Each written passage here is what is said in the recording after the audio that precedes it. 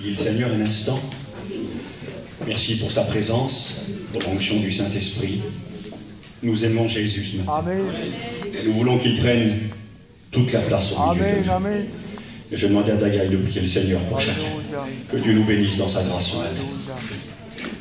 Ça nous est facile, Seigneur, ce matin, de nous dire qu'on te loue, qu'on t'adore. Mais nous savons que ce n'est pas un mot. Texte intro. Merci. Tu le gardes de nos cœurs. Ce matin, sur la terre, certains qui disent « je te loue » sont jetés en prison, C'est vrai, Baoud. sont persécutés, sont torturés, sont mis à mort, parce qu'ils disent « je te loue, Seigneur ». Sois loué, Baoud. Et ce matin, Seigneur, si nous te disons, nous voulons te louer, nous voulons que ce soit au fond de notre être. Oui, Amen, Seigneur. Alléluia. C'est vrai que dans nos vies, dans notre confort, dans notre abondance, nous voulons nous pas t'oublier. Nous voulons te célébrer. Alors pour mieux te connaître, pour mieux t'aimer, mieux t'adorer, parle-nous encore. Amen. Oh Seigneur, s'il te plaît, fais-nous grâce, oui. Parle-nous encore. Nous voulons aller plus loin dans tes voies. Bénis ton règne. Au nom de Jésus. Amen. Merci, Seigneur. Merci, Seigneur. Alléluia. Le livre de Job au chapitre 19, verset 24, nous dit ceci. Je voudrais qu'avec un burin de fer et avec du plomb, mes paroles soient gravées pour toujours dans le roc. Je sais que mon Rédempteur est vivant. Amen. Je sais qu'il se lèvera le dernier sur la terre. Quand ma peau sera détruite, il se lèvera. Quand je n'aurai plus de chair, je verrai Dieu. Je le verrai et il me sera favorable. Mes yeux le verront et non ceux d'un autre. Mon âme languit d'attente au-dedans de moi. Job, au sein de son épreuve, éclairé par le Saint-Esprit, éclairé par Dieu, a changé d'attitude, de langage. Il demandait la mort. Il demandait des comptes. Il se justifiait devant Dieu. Ses amis qui sont venus ne l'ont pas compris. Au contraire, ils l'ont écrasé, oppressé.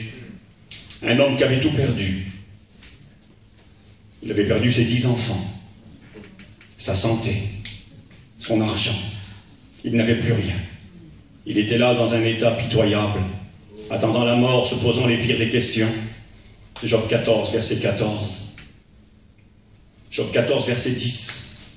L'homme meurt, où est-il? L'homme expire, où va-t-il?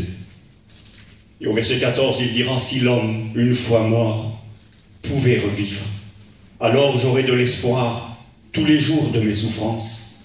Un arbre a de l'espérance quand on le coupe. Ses racines à l'approche de l'eau font des rejetons. Mais moi, je meurs, l'homme meurt, où est-il? Et nous voyons que Job s'est posé les questions ultimes. Il aimait Dieu, il croyait en Dieu, il connaissait Dieu, il craignait Dieu.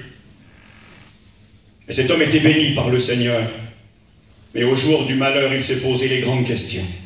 Il faut prendre conscience que ce livre de Job est l'un des plus vieux livres de la Bible. Job a vécu très probablement à l'époque d'Abraham, à l'époque des patriarches. Il ne fait pas allusion ni au temple, ni à la loi, ni à Moïse. Et dans cette époque reculée antique, il connaissait Dieu, il savait que Dieu était vivant, il savait qu'il était nécessaire d'offrir des sacrifices à l'Éternel pour le péché. Mais il semblerait que Job se posait des questions sur la réalité de l'homme après la mort. Sur qu'adviendrait-il? Quelle serait l'espérance de l'homme une fois que tout finit ici-bas? Est-ce que tout est réellement terminé? Et nous voyons que Dieu va venir l'éclairer au sein de son épreuve. Et quand Dieu va l'éclairer, je comprends mieux pourquoi Paul pourra dire dans les Thessaloniciens chapitre 4 verset 13, nous ne voulons pas que vous soyez dans l'ignorance par rapport à ceux qui sont morts, afin que vous ne vous affligiez pas comme ceux qui sont sans espérance. Quand on n'est pas éclairé, quand on n'est pas enseigné, on s'afflige, on est désespéré. Et puis Job, dans son épreuve et sa souffrance, se pose les questions ultimes. Et Dieu va lui révéler qu'il va être son Dieu non seulement pour la période de temps qu'il aura à vivre ici-bas sur la terre, mais qu'après la mort, la vie continue. Et que Dieu serait son Dieu pour l'éternité. Et quand Job va réaliser que la vie continue après, quand Job va réaliser que la vie sur la terre n'est qu'une étape, c'est là qu'il dira cette parole. Je voudrais que mes paroles soient gravées sur le roc, avec un burin et du plomb, quelque chose qui ne passe pas. écrit sur un morceau de papyrus, sur un morceau de peau, eh bien ça aurait pu passer à l'époque. Mais sur du rocher, ça traverse les années, ça traverse les siècles. Il voulait que tout le monde soit au courant. Au courant de quoi? Au courant que le Rédempteur, celui qui nous rachète, le Sauveur des hommes, le Fils de Dieu, est vivant. Amen. Il est vivant, d'accord. Et il se lèvera, le dernier sur la terre. C'est lui qui aura le dernier mot. Et là, il dit quand ma peau sera détruite. Et il parle de la destruction du corps, quand le corps retourne à la poussière provisoirement. Parce que ce corps reviendra à la vie, Dieu le ressuscitera. Quand ma peau sera détruite, il se lèvera. Quand je n'aurai plus de chair, je verrai Dieu. Je le verrai, il me sera favorable, mes yeux le verront et non ceux d'un autre. Ça ne veut pas dire que les autres ne verront pas Dieu. Ça veut dire que je ne peux pas répondre pour les autres. Mais moi, ce que je sais, c'est que moi, je verrai le Seigneur. Je ne peux pas répondre pour les autres. Je ne peux pas répondre pour vous ce matin. Je ne peux pas répondre pour ma femme, je ne peux pas répondre pour mes enfants, je ne peux pas répondre pour mes parents, mais je peux répondre pour moi. Et moi, je sais que je le verrai, mais de quelle manière le verrai-je? Parce qu'en réalité, vous savez, parfois on prend des versets hors contexte et on a du mal à les expliquer, à les comprendre. Il est écrit que sans la sanctification, nul ne verra Dieu. Pourtant, il est écrit que tout œil le verra. Alors, comment expliquer cela? C'est-à-dire que, oui, tout le monde le verra, effectivement. Mais tout le monde ne le verra pas de la même manière. Certains le verront comme un bienfaiteur, comme un sauveur, comme un bien-aimé, comme une victoire, comme une gloire, comme une grâce, comme une bénédiction. L'autre le verront comme un juge terrible. Un juge dont il est dit dans Hébreux chapitre 10 que ce sera une chose terrible que de tomber entre les mains du Dieu vivant et vrai. Donc, deux rencontres différentes. Deux manières de rencontrer Dieu, deux manières de voir Dieu. Et quand il est écrit que sans la sanctification, nul ne verra Dieu, c'est-à-dire ne le verra d'une manière positive, ne le verra d'une manière où ce sera synonyme de bénédiction, de victoire. Et là, il dit, mes yeux le verront et non ceux d'un autre. Et là, cette expression que j'affectionne particulièrement, il finit la conclusion de ces paroles qui, pour lui, sont des paroles que le monde entier doit connaître, et il dira, mon âme languit d'attente au-dedans de moi. Que signifie cette expression? Languir d'attente. Languir, ça veut dire exactement désirer ardemment. Ça veut dire être pressé. Je suis pressé que ce jour arrive. Comment était-il pressé de mourir? Mais non. Dieu le guérira, Dieu le rétablira, Dieu lui donnera à nouveau une postérité, des enfants, et Dieu le bénira. Non, mais quand il dit mon âme languit d'attente, c'est-à-dire je n'ai plus peur de la mort. Je sais où je vais. J'ai une assurance. Alléluia. Paul pouvait dire cette parole aux Philippiens. Je ne sais ce que je dois préférer. Rester dans mon corps ou quitter mon corps. Il parlait de la mort physique. Il va dire, je ne sais ce que je dois désirer parce que je veux servir Dieu et travailler pour Dieu. Mais si vraiment je devais choisir, eh bien, le meilleur pour moi, ce serait de quitter ce corps et de partir auprès du Seigneur. Amen. Quelle différence, quel langage. Mon âme languit d'attente, je désire ardemment ce jour. Je suis pressé que ce jour arrive. De ce jour où je le contemplerai, de ce jour où enfin je le verrai de mes yeux et qu'il me sera favorable. Est-ce que vous êtes pressé que ce jour arrive? Vous savez, quand on aime quelqu'un, on est pressé de le voir. Quand un heureux événement arrive dans une famille, l'annonce d'un heureux événement, quand l'échéance de la naissance se fait proche, eh bien généralement, on est pressé. On a tout préparé. On a préparé le berceau, on a préparé les vêtements, les jouets, souvent plus que ce qu'il n'en faut, et puis on attend le jour. Et quand le jour arrive et qu'on le voit enfin, celui qu'on aime déjà sans l'avoir vu. C'est terrible, hein? Quand un enfant va venir dans un foyer, nous l'aimons sans l'avoir vu. C'est pas quelle tête il aura, mais on l'aime déjà. On a tout préparé, le meilleur pour lui. Eh bien, lui aussi nous l'aimons sans l'avoir vu. Amen, amen. Lui aussi nous savons qu'il vient. Et nous voulons dire, et ce matin j'aimerais qu'à la fin de cette réunion, que l'Église ici puisse dire, un peu comme Job, mon âme languit d'attente au-dedans de moi. Vous savez, dans l'Église primitive, lorsque les chrétiens se rencontraient et qu'ils se séparaient, d'ailleurs l'apôtre Paul, dans l'une de ses lettres, dans 1 Corinthiens au chapitre 16 et au verset 22, et aussi l'apôtre Jean dans l'Apocalypse, fait allusion à cette manière de se saluer. Mais ce qui est intéressant dans l'épître aux Corinthiens, c'est que Paul va utiliser le mot qui était utilisé à l'époque. Quand on se séparait en tant que chrétien et chrétienne, et qu'on se disait au revoir, à l'époque biblique, on utilisait un mot araméen. C'était assez curieux parce que l'épître aux Corinthiens, c'est une lettre qui est écrite à des chrétiens grecs. qui ne parlent pas l'hébreu et qui ne parlent pas araméen. Mais pourtant, ils avaient quand même gardé un mot. Nous aussi, on garde des mots. Dans nos réunions, on dit Alléluia. Alléluia, c'est pas du français. En français, ça veut dire gloire à Dieu, louange à l'Éternel. On dit Amen. Amen, ça veut dire c'est vrai, c'est la vérité. Donc, on a des mots qu'on utilise, sans souvent en connaître la signification. Tout à l'heure, le frère a chanté, je crois, il disait dans le cantique, Hosanna. Hosanna, ça veut dire sauve-nous de grâce. Sauve-nous par la grâce de Dieu. On peut utiliser des mots sans en avoir toute la compréhension. Eh bien, quand on se saluait dans l'église primitive et qu'on se séparait, c'est écrit en Corinthiens 16, verset 20, que celui qui n'aime pas le Seigneur, qu'il soit anathème. Une malédiction prononcée sur ceux qui n'aiment pas Jésus. Que celui qui n'aime pas le Seigneur soit anathème, et là il dira ce petit mot, Maranatha. On disait Maranatha. Quand on se séparait, on pouvait se donner un saint baiser dans le Seigneur, et puis parfois avec un peu de tristesse de cette séparation, mais on se disait Maranatha. Et Maranatha, ça veut dire deux choses. Ça veut dire le Seigneur va venir, mais ça veut dire viens Seigneur, viens. Et c'est comme ça que finit le livre de l'Apocalypse. Et que celui qui entende, et que l'épouse dise, et l'Esprit dit, viens Seigneur Jésus. Maranatha. Ben, quand on dit viens Seigneur, c'est parce qu'on l'aime. Quand on dit viens Seigneur, c'est pas une prière égoïste de quelqu'un qui pense qu'à lui, qui n'en a rien à faire des autres, et qui dit viens Seigneur me chercher, les autres j'en ai rien à faire, pas du tout. C'est une prière d'amour. C'est une prière d'une église qui aime son Seigneur et qui languit d'attente comme Job, et qui est pressé de voir le Rédempteur vivant, pressé d'être en sa présence. J'aimerais qu'à la fin de cette réunion, ce désir soit dans vos cœurs, de dire Seigneur, je t'aime. Tu es mon espérance, tu es mon avenir, tu es celui en qui je me confie. Vous savez qu'on peut vivre un même événement en même temps et le vivre complètement d'une manière différente. Je vais vous donner une illustration de ce que je vais vous dire ce matin. Vous savez, Jésus va revenir, j'y crois fermement, je l'attends, je le désire. Et ce matin, dans mon cœur dit, viens Seigneur parce que je t'aime, viens parce que je veux être avec toi. Bien, si dans mon cœur il y a ce désir ardent que le Christ revienne ce matin, je crois que ce n'est pas le désir forcément de tous les hommes. Notre frère Barolo, enseignant notre mission, a utilisé une expression assez souvent, je l'ai écouté dire cette parole et je comprends dans quel sens il le disait. Il disait que bien souvent dans nos réunions, quand on parle du retour de Jésus-Christ, ça a un goût de sang dans la bouche. Quelle expression bizarre, hein? Ça a un goût de sang dans la bouche. Qu'est-ce qu'il voulait dire par là? Ben, il voulait dire que c'est vrai, c'est une réalité. Je l'ai fait encore hier soir. Bien souvent, quand on rappelle que Jésus va revenir, on est obligé de parler du chaos qui va s'installer quand le Christ va revenir. On est obligé de parler, en particulier pour ceux qui resteront, évidemment, de la colère qui vient. Des guerres qui vont s'en suivre. Guerre nucléaire, guerre mondiale, cataclysme, ça a un goût de sang dans la bouche. On va dire par là, c'est synonyme de catastrophe, de souffrance. Et c'est vrai. Et il disait ça parce qu'il avait le sentiment, et je crois qu'il n'avait pas tort, que bien souvent on insiste peut-être de trop sur cette réalité des jugements à venir. Nous le faisons pour avertir les hommes et les femmes qui nous entourent afin qu'ils se ressaisissent et qu'ils changent de direction. Mais en réalité, cet événement que nous attendons, à savoir le retour de Jésus, de toute façon qu'on l'attende ou pas, qu'on le désire ou pas, il aura lieu. Parce que Jésus l'a dit, parce que sa parole est la vérité. Amen.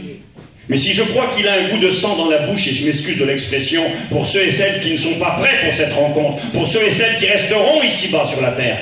J'aime bien ce verset, c'est dans le livre d'Amos, au chapitre 4, et au verset 12, vous le connaissez, il est écrit « Prépare-toi à la rencontre de ton Dieu, ô Israël ». Et il y a de cela maintenant quelques années, j'ai eu l'occasion de méditer ce verset et de le prêcher à l'église de Cavaillon. Peut-être, je ne sais pas, 8, 9 ans, 10 ans en arrière, on avait médité, et j'avais à l'époque expliqué que ce verset, bien que l'on puisse l'utiliser, nous, dans nos réunions, pour inviter les gens à se préparer pour l'échéance, à tout mettre en ordre pour être prêt quand la trompette retentira et que le Christ viendra pour nous prendre. Et d'ailleurs, c'est écrit dans le livre de l'Apocalypse, au chapitre 19, il est écrit que son épouse s'est préparée.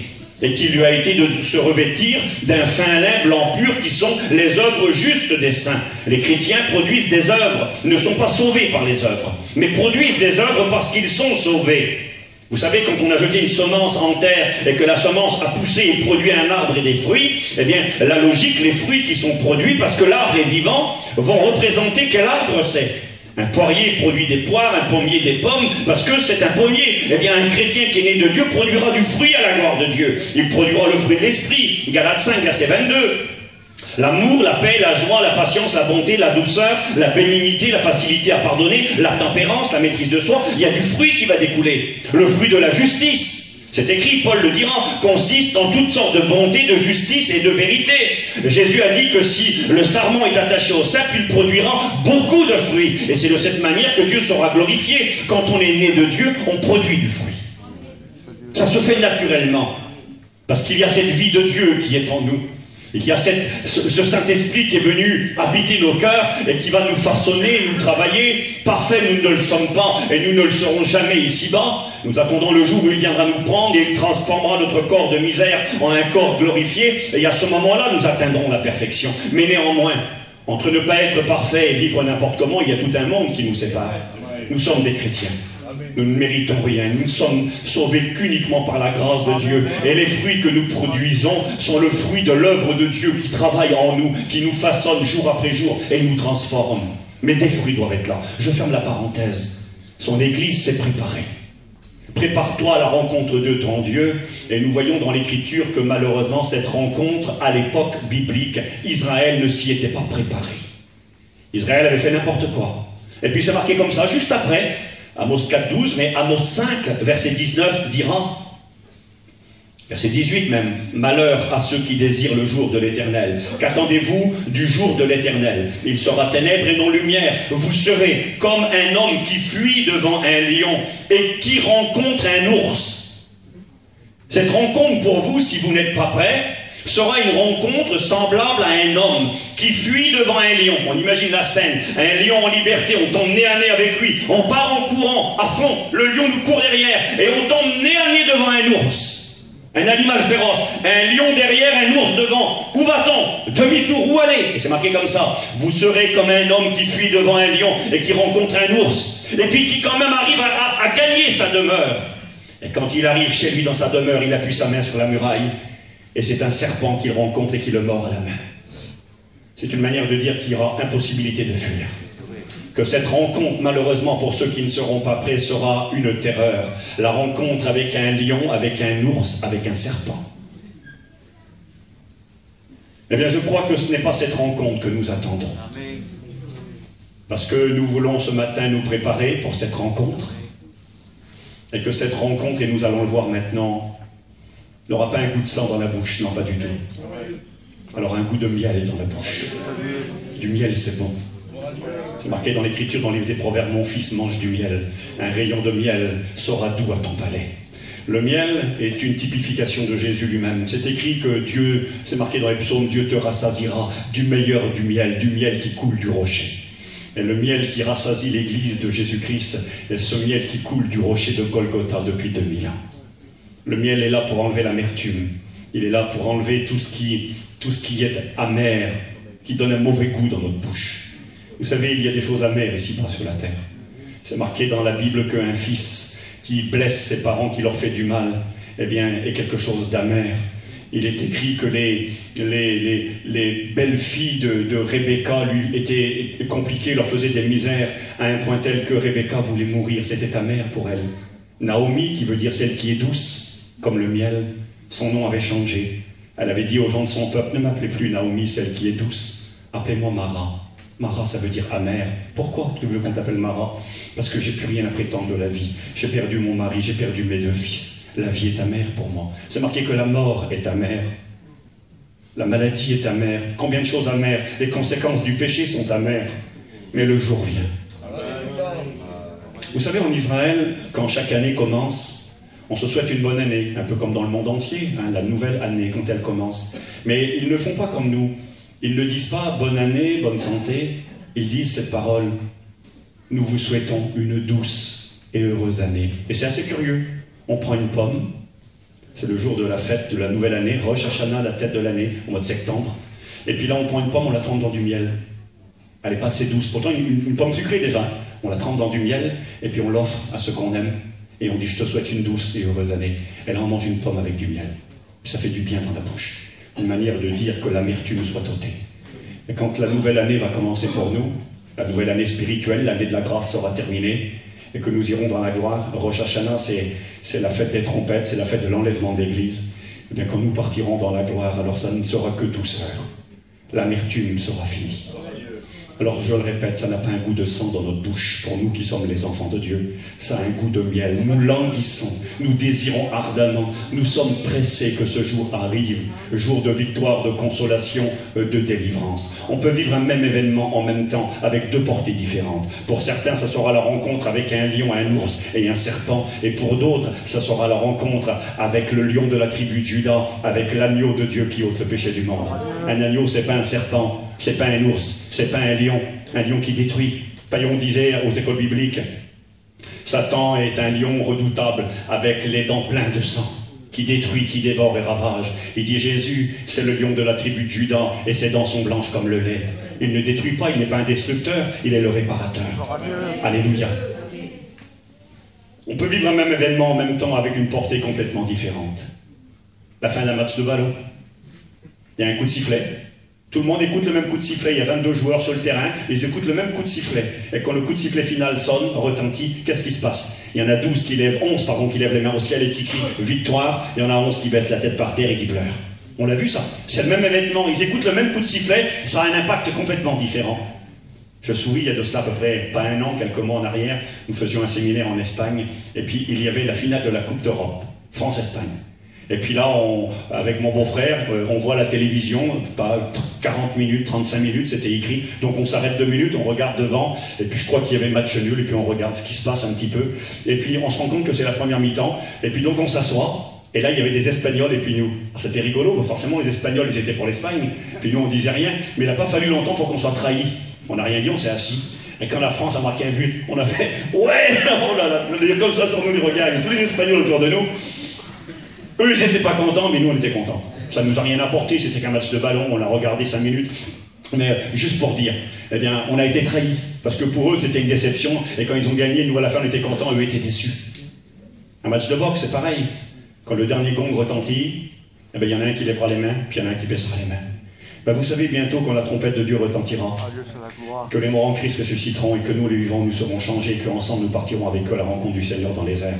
Ça sera pour nous un jour de victoire, de joie, et en même temps, au même instant, ça sera un jour de grande déception et de grande souffrance pour ceux qui resteront.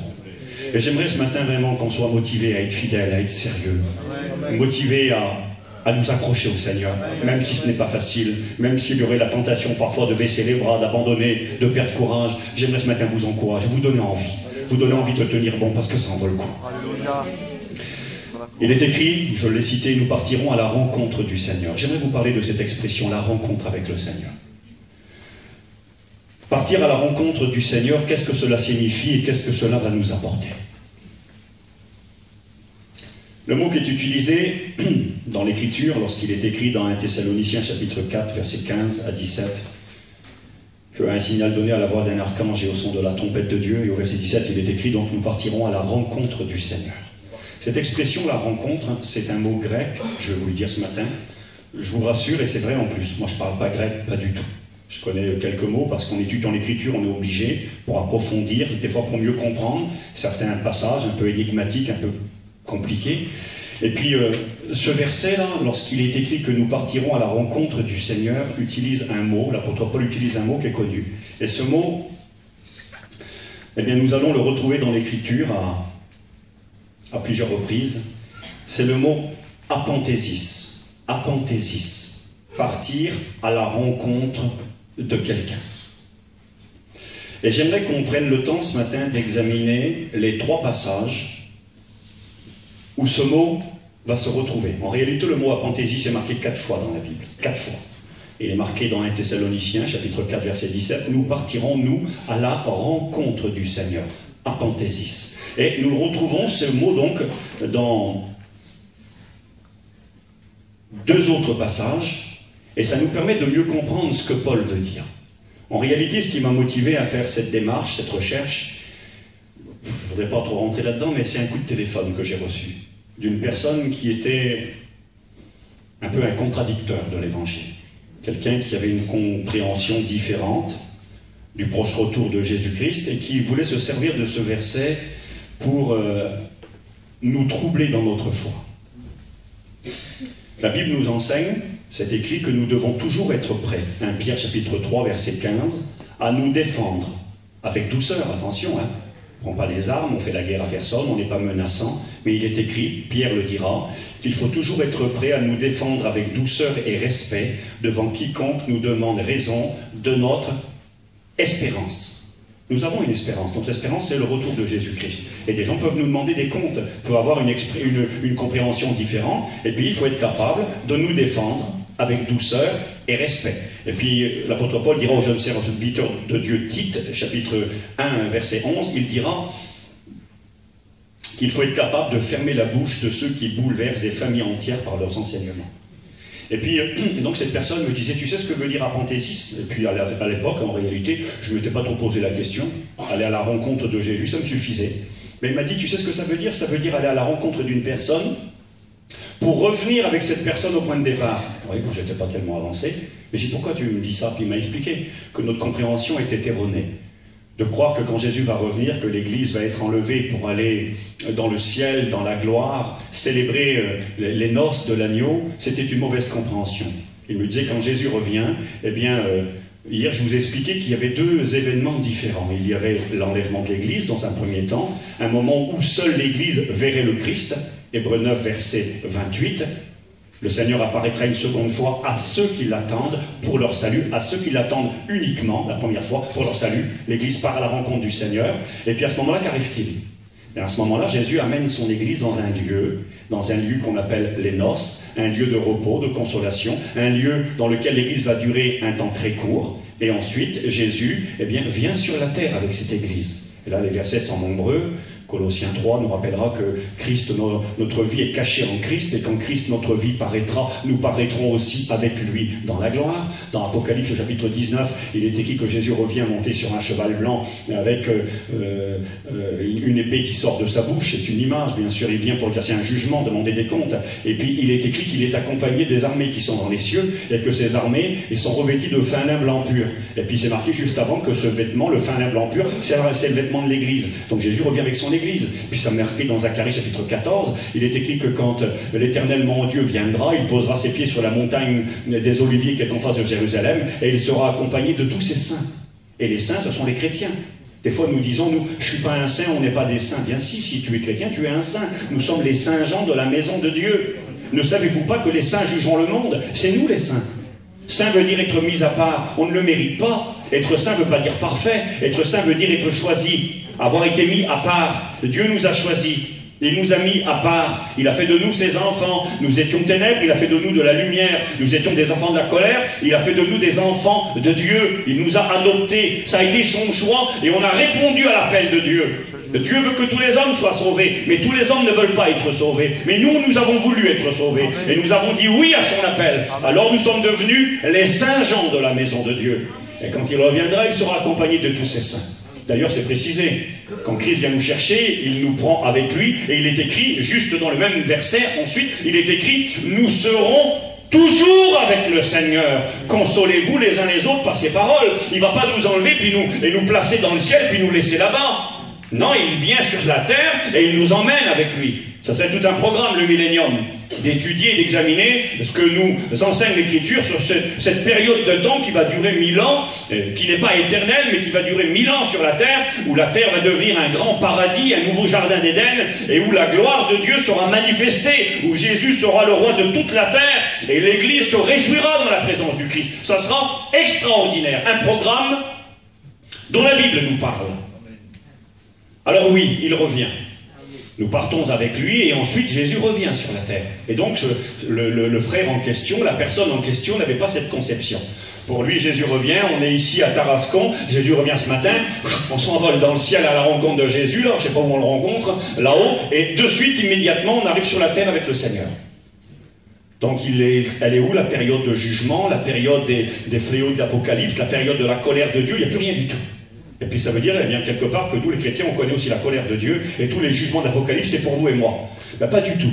Nous ne sommes pas destinés à la colère, mais à l'acquisition du salut qui est en Jésus-Christ. Alors les versets, je les ai appris avec le temps. Romains, chapitre 5, verset 9. 1 Thessaloniciens, chapitre 1er, verset 10. 1 Thessaloniciens, chapitre 5, verset 9.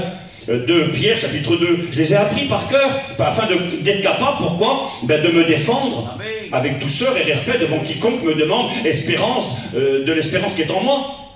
On ne va pas se battre avec les gens, on ne va pas menacer et crier, mais on doit dire, regarde, c'est marqué, mon frère, dans la Bible, je ne suis pas destiné à la colère, mais à l'acquisition du salut. Il est triste, je me suis converti à Dieu, en abandonnant les idoles pour servir le Dieu vivant et vrai, et attendre des cieux Jésus qui va me délivrer de la colère qui vient. C'est écrit noir sur blanc. C'est marqué que le Seigneur n'est pas injuste. Non. S'il a été capable de délivrer Noé, de délivrer Lot, c'est écrit que de la même manière, il sera capable de nous garder, de nous délivrer de ces jugements qui viennent. Et puis de toute façon, de croire que quand Dieu va punir le monde, il va punir tout le monde ensemble, c'est ne pas connaître Dieu. C'est ne pas connaître Dieu. Parce que même quand on ne connaît pas tous les versets, on connaît Dieu. Mais quand on connaît Dieu, on sait que Dieu n'agit pas comme ça. J'aime bien ce que Abraham dira dans le livre de la Genèse au chapitre 18, quand Dieu va lui révéler l'imminence de la destruction de Sodome et de Gomorrhe à cause de son iniquité. Et dans cette ville de Sodome et Gomorrhe, eh bien, il y a son neveu, il y a Lot, il y a sa femme, ses enfants. Et puis Abraham, il ne veut pas ça. Il pense à sa petite famille, il pense à son petit neveu qui est comme son fils qu'il a élevé. Et puis il va intercéder. Nous savons comment il va prier. Il va dire, Seigneur, s'il y en a 50, il ne détruira pas la ville. Et puis s'il en manque que 5, s'il y en a 45, et s'il y en a 40, et s'il y en a 30, et s'il y en a 10. Ben, je suis sûr et certain, il avait vite fait le calcul, Abraham. Il y a Lot, il y a sa femme, il y a ses 2 filles mariées, ses 2 gendres, au moins 2 filles mariées, il avait des gendres, il y a ses 2 jeunes filles, ils étaient vite une dizaine. On va dire, s'il y a mon petit neveu qui est là-bas, Seigneur, tu ne peux pas la détruire, la ville, parce qu'il y a mon petit neveu dans la ville. Et puis c'est marqué que quand Dieu va détruire les villes de Sodome et Gomorrhe, les villes de la plaine, Dieu se souvient d'Abraham. Pourquoi il s'est souvenu d'Abraham? Abraham craignait rien, il était sur la montagne là-bas à l'abri. Non, il s'est souvenu d'Abraham, pourquoi? Parce qu'il a épargné Lot. Les anges sont venus dans la ville, ils ont averti Lot, et puis c'est marqué qu'ils l'ont pris par la main, et ils ont dit, on ne peut rien faire tant que toi tu es ici, sors. Puis une fois qu'il est, on ne peut rien faire tant que toi tu es là. Et puis une fois qu'il est sorti, le jugement est arrivé. Mais j'aime bien cette parole que va dire Abraham au Seigneur. Avant de prier, avant de dire à Dieu, eh bien, épargne mon neveu, épargne sa famille, il va dire, comment celui qui juge toute la terre ferait-il périr le juste avec l'injuste? Il va dire, non, loin de toi cette manière d'agir, ô Éternel. Dieu ne punit pas le coupable et l'innocent en même temps, sinon Dieu serait injuste. Mais la Bible l'appelle le juste juge. Dieu n'est pas injuste. Et il ne punira pas tout le monde en même temps. Il ne faut pas oublier, c'est ce que beaucoup n'ont pas compris, c'est que les jugements qui viennent bientôt sur le monde sont utiles, sont justifiés. Dieu a usé de patience pendant 2000 ans à l'égard de l'humanité. Et l'humanité se révolte contre Dieu, le méprise, le rejette. Et il est normal que Dieu demande des comptes. Dieu est un juste juge, il n'est pas méchant, il est gentil. Amen. L'année de la grâce, c'est 1 an. Spirituellement parlant, c'est une image. Le jour de la colère, c'est une journée, c'est différent. Il aurait pu y avoir une année de colère, non, il y aura une journée, une période très courte, où Dieu va demander des comptes et punir. Il est normal qu'il en soit ainsi, parce que Dieu, eh bien, doit demander des comptes à cette humanité qui s'est révoltée contre lui, mais il serait anormal que Dieu punisse tout le monde ensemble. Et c'est ce que je vous disais, ce que beaucoup n'ont pas compris, c'est que cette période de jugement qui vient sur le monde est le fruit d'un jugement de Dieu. D'un jugement de Dieu contre un monde en guerre contre lui et en état de révolte contre lui. Armageddon, c'est le sommet de la révolte contre Dieu. Et il est obligé que Dieu demande des comptes. Alors oui, Dieu va le faire. Et quand tu as compris que le jugement qui vient, c'est un jugement contre le monde, c'est écrit dans Isaïe chapitre 13, Dieu dit, je punirai le monde, pour sa malice, pour son orgueil, pour son péché. On va prendre la Sainte Seine tout à l'heure, et très probablement les frères diront à 1 Corinthiens chapitre 11, verset 23, où Paul dira, j'ai reçu du Seigneur ce que je vous ai enseigné, c'est que dans la nuit je fus livré, etc. Puis à un moment donné, il va écrire ceci, c'est marqué, si nous nous jugeons nous-mêmes, nous ne serions pas jugés par le Seigneur, mais quand nous sommes jugés, nous sommes châtiés par le Seigneur, afin de ne pas, quoi? De ne pas quoi? Être condamnés avec le monde. La condamnation, c'est pour le monde. C'est écrit dans Romains chapitre 8, verset 1er, il n'y a plus de condamnation pour ceux qui sont en Jésus-Christ. Le jugement qui vient est une condamnation, est une punition pour le monde. Mais moi, je ne fais plus partie du monde. Et Dieu serait injuste. Je vous donne une image très simple de la vie. Tu as 2 enfants, ou tu as 3 enfants, ou 10 enfants. Il y en a un qui fait une bêtise et tu dois le reprendre. Je ne sais pas, moi, lui mettre une gifle ou le corriger. Est-ce que tu vas taper tes 10 enfants? S'il y en a un qui a fait quelque chose de mal, tu ne serais pas un bon père, tu serais injuste. Tes enfants diraient, mais pourquoi tu me tapes à moi? Moi, j'ai rien fait. C'est lui qui a fait une bêtise. C'est lui qui a commis une mauvaise action. Vous comprenez ce matin? Eh bien, Dieu n'est pas injuste. Il est un bon Père. Amen. Et il ne va pas nous punir avec le monde. Il ne va pas nous condamner avec le monde. Il va nous garder du jugement qui vient. Je ferme la parenthèse.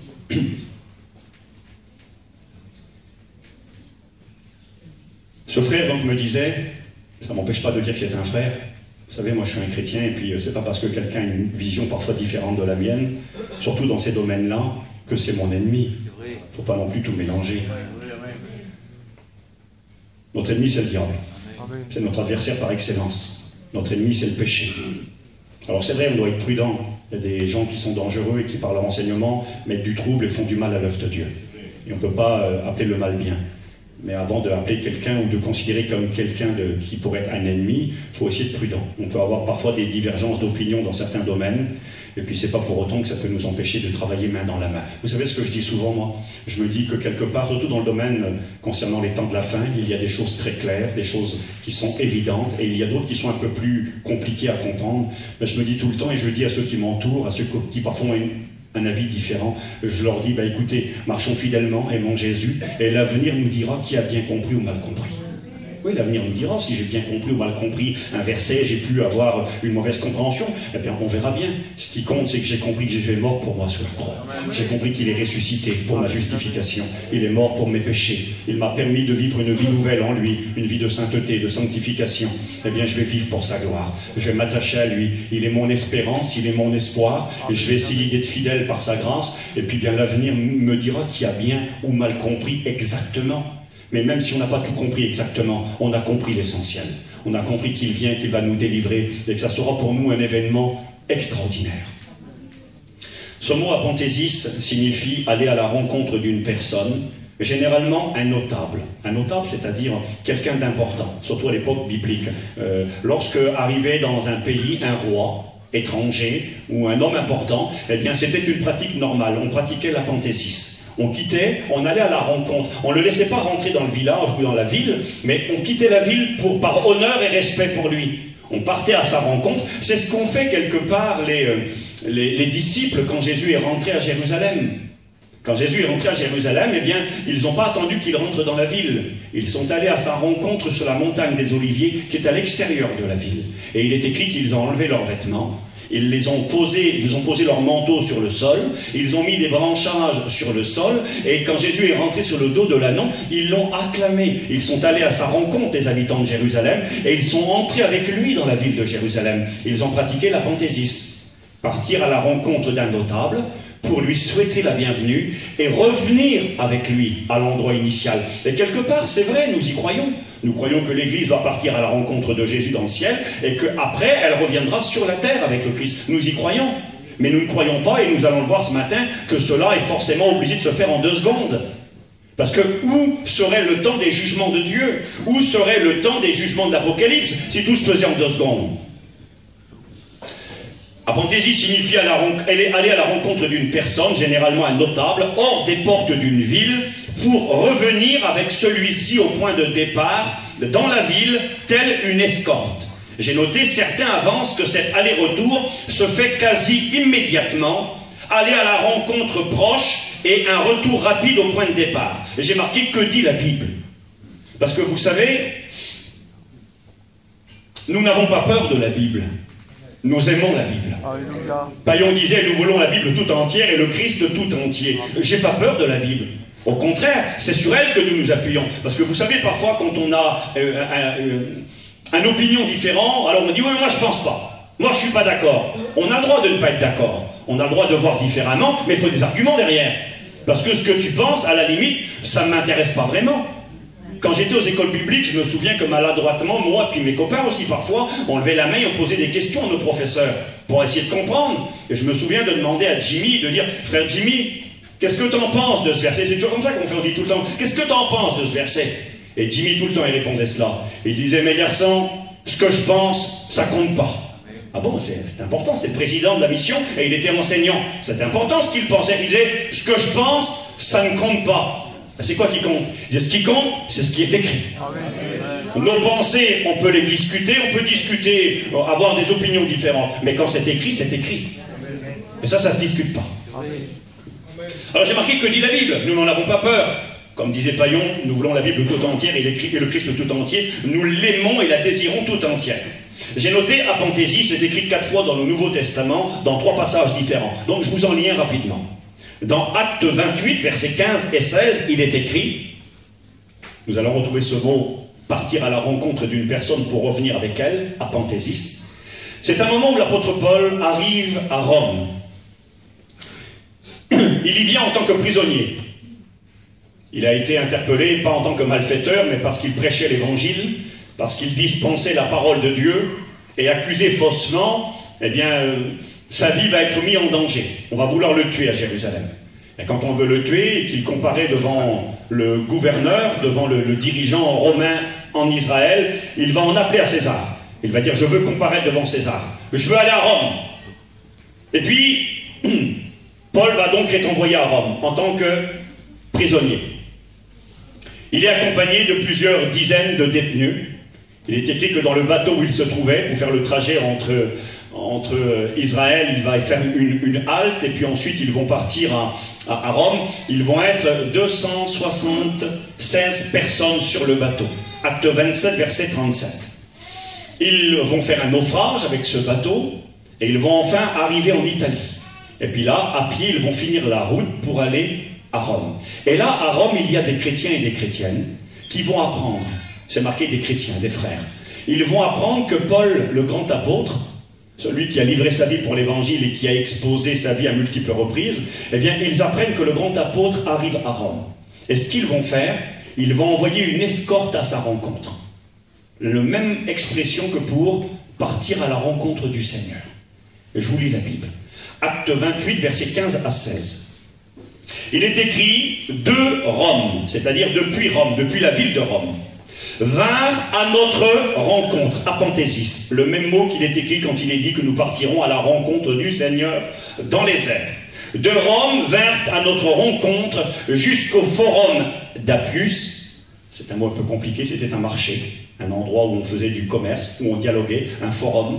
Aujourd'hui, le mot il existe sur Internet, les lieux de discussion, les forums. C'était très connu à l'époque. Donc de Rome vinrent à notre rencontre jusqu'au forum d'Appius et jusqu'aux 3 tavernes. Là, c'était un endroit où il y avait des hôtels. Les frères qui avaient entendu parler de nous, Paul, en les voyant, rendit grâce à Dieu et prit courage. Noé m'a cité le verset là tout à l'heure. Il m'a dit, Steve, je suis content de te voir. Il m'a dit, oh, c'est bon de voir les frères. Il m'a dit, t'as vu, c'est marqué dans la Bible que quand Paul a vu les frères, il a repris courage. Et c'est là que c'est marqué. Il est marqué que les frères sont venus de Rome, ils ont été jusqu'au forum d'Appius, ils ont été ensuite aux 3 tavernes, et puis il est écrit que quand Paul les a vus, il a été content. Et puis après, forcément, bien, ils sont revenus avec Paul à Rome. Mais ça s'est fait en combien de temps? Est-ce que ça s'est fait en 3 secondes? Est-ce que le forum d'Appius, c'est juste devant la porte, hein, on sort de Tarascon. Les frères de Tarascon, ils ne savaient pas qu'il y avait une gare à Beaucaire. Ce matin, ils ne m'ont pas trouvé. Dans mon cœur, je me suis dit, il ne faudrait pas qu'ils soient à Paris. Quand j'ai été dans l'auto, il m'a dit, eh ben, il ne faudrait pas qu'on soit à Paris. Il a dit la même chose que moi. Il ne m'a pas trouvé. Ils m'ont laissé à 1 kilomètre de la gare, ils ne savaient pas où c'était. Il y a 2 gares ici à Tarascon, même si ce n'est pas très très grand. Eh bien, pour ceux qui ne le savent pas, par rapport à l'écriture, évidemment, le forum d'Appius, moi j'ai regardé, j'ai cherché à comprendre, se trouve à 60 km de Rome. Donc c'est pas devant les portes de la ville, c'est pas Tarascon-Beaucaire, c'est pas juste à côté. Il y a 60 km qui séparent le forum d'Appius de la ville de Rome. Et ensuite, il est précisé qu'ils sont allés aux 3 tavernes. J'ai regardé, vous pouvez vérifier, il n'y a aucun problème. J'ai pris une carte et puis j'ai mesuré, j'ai regardé.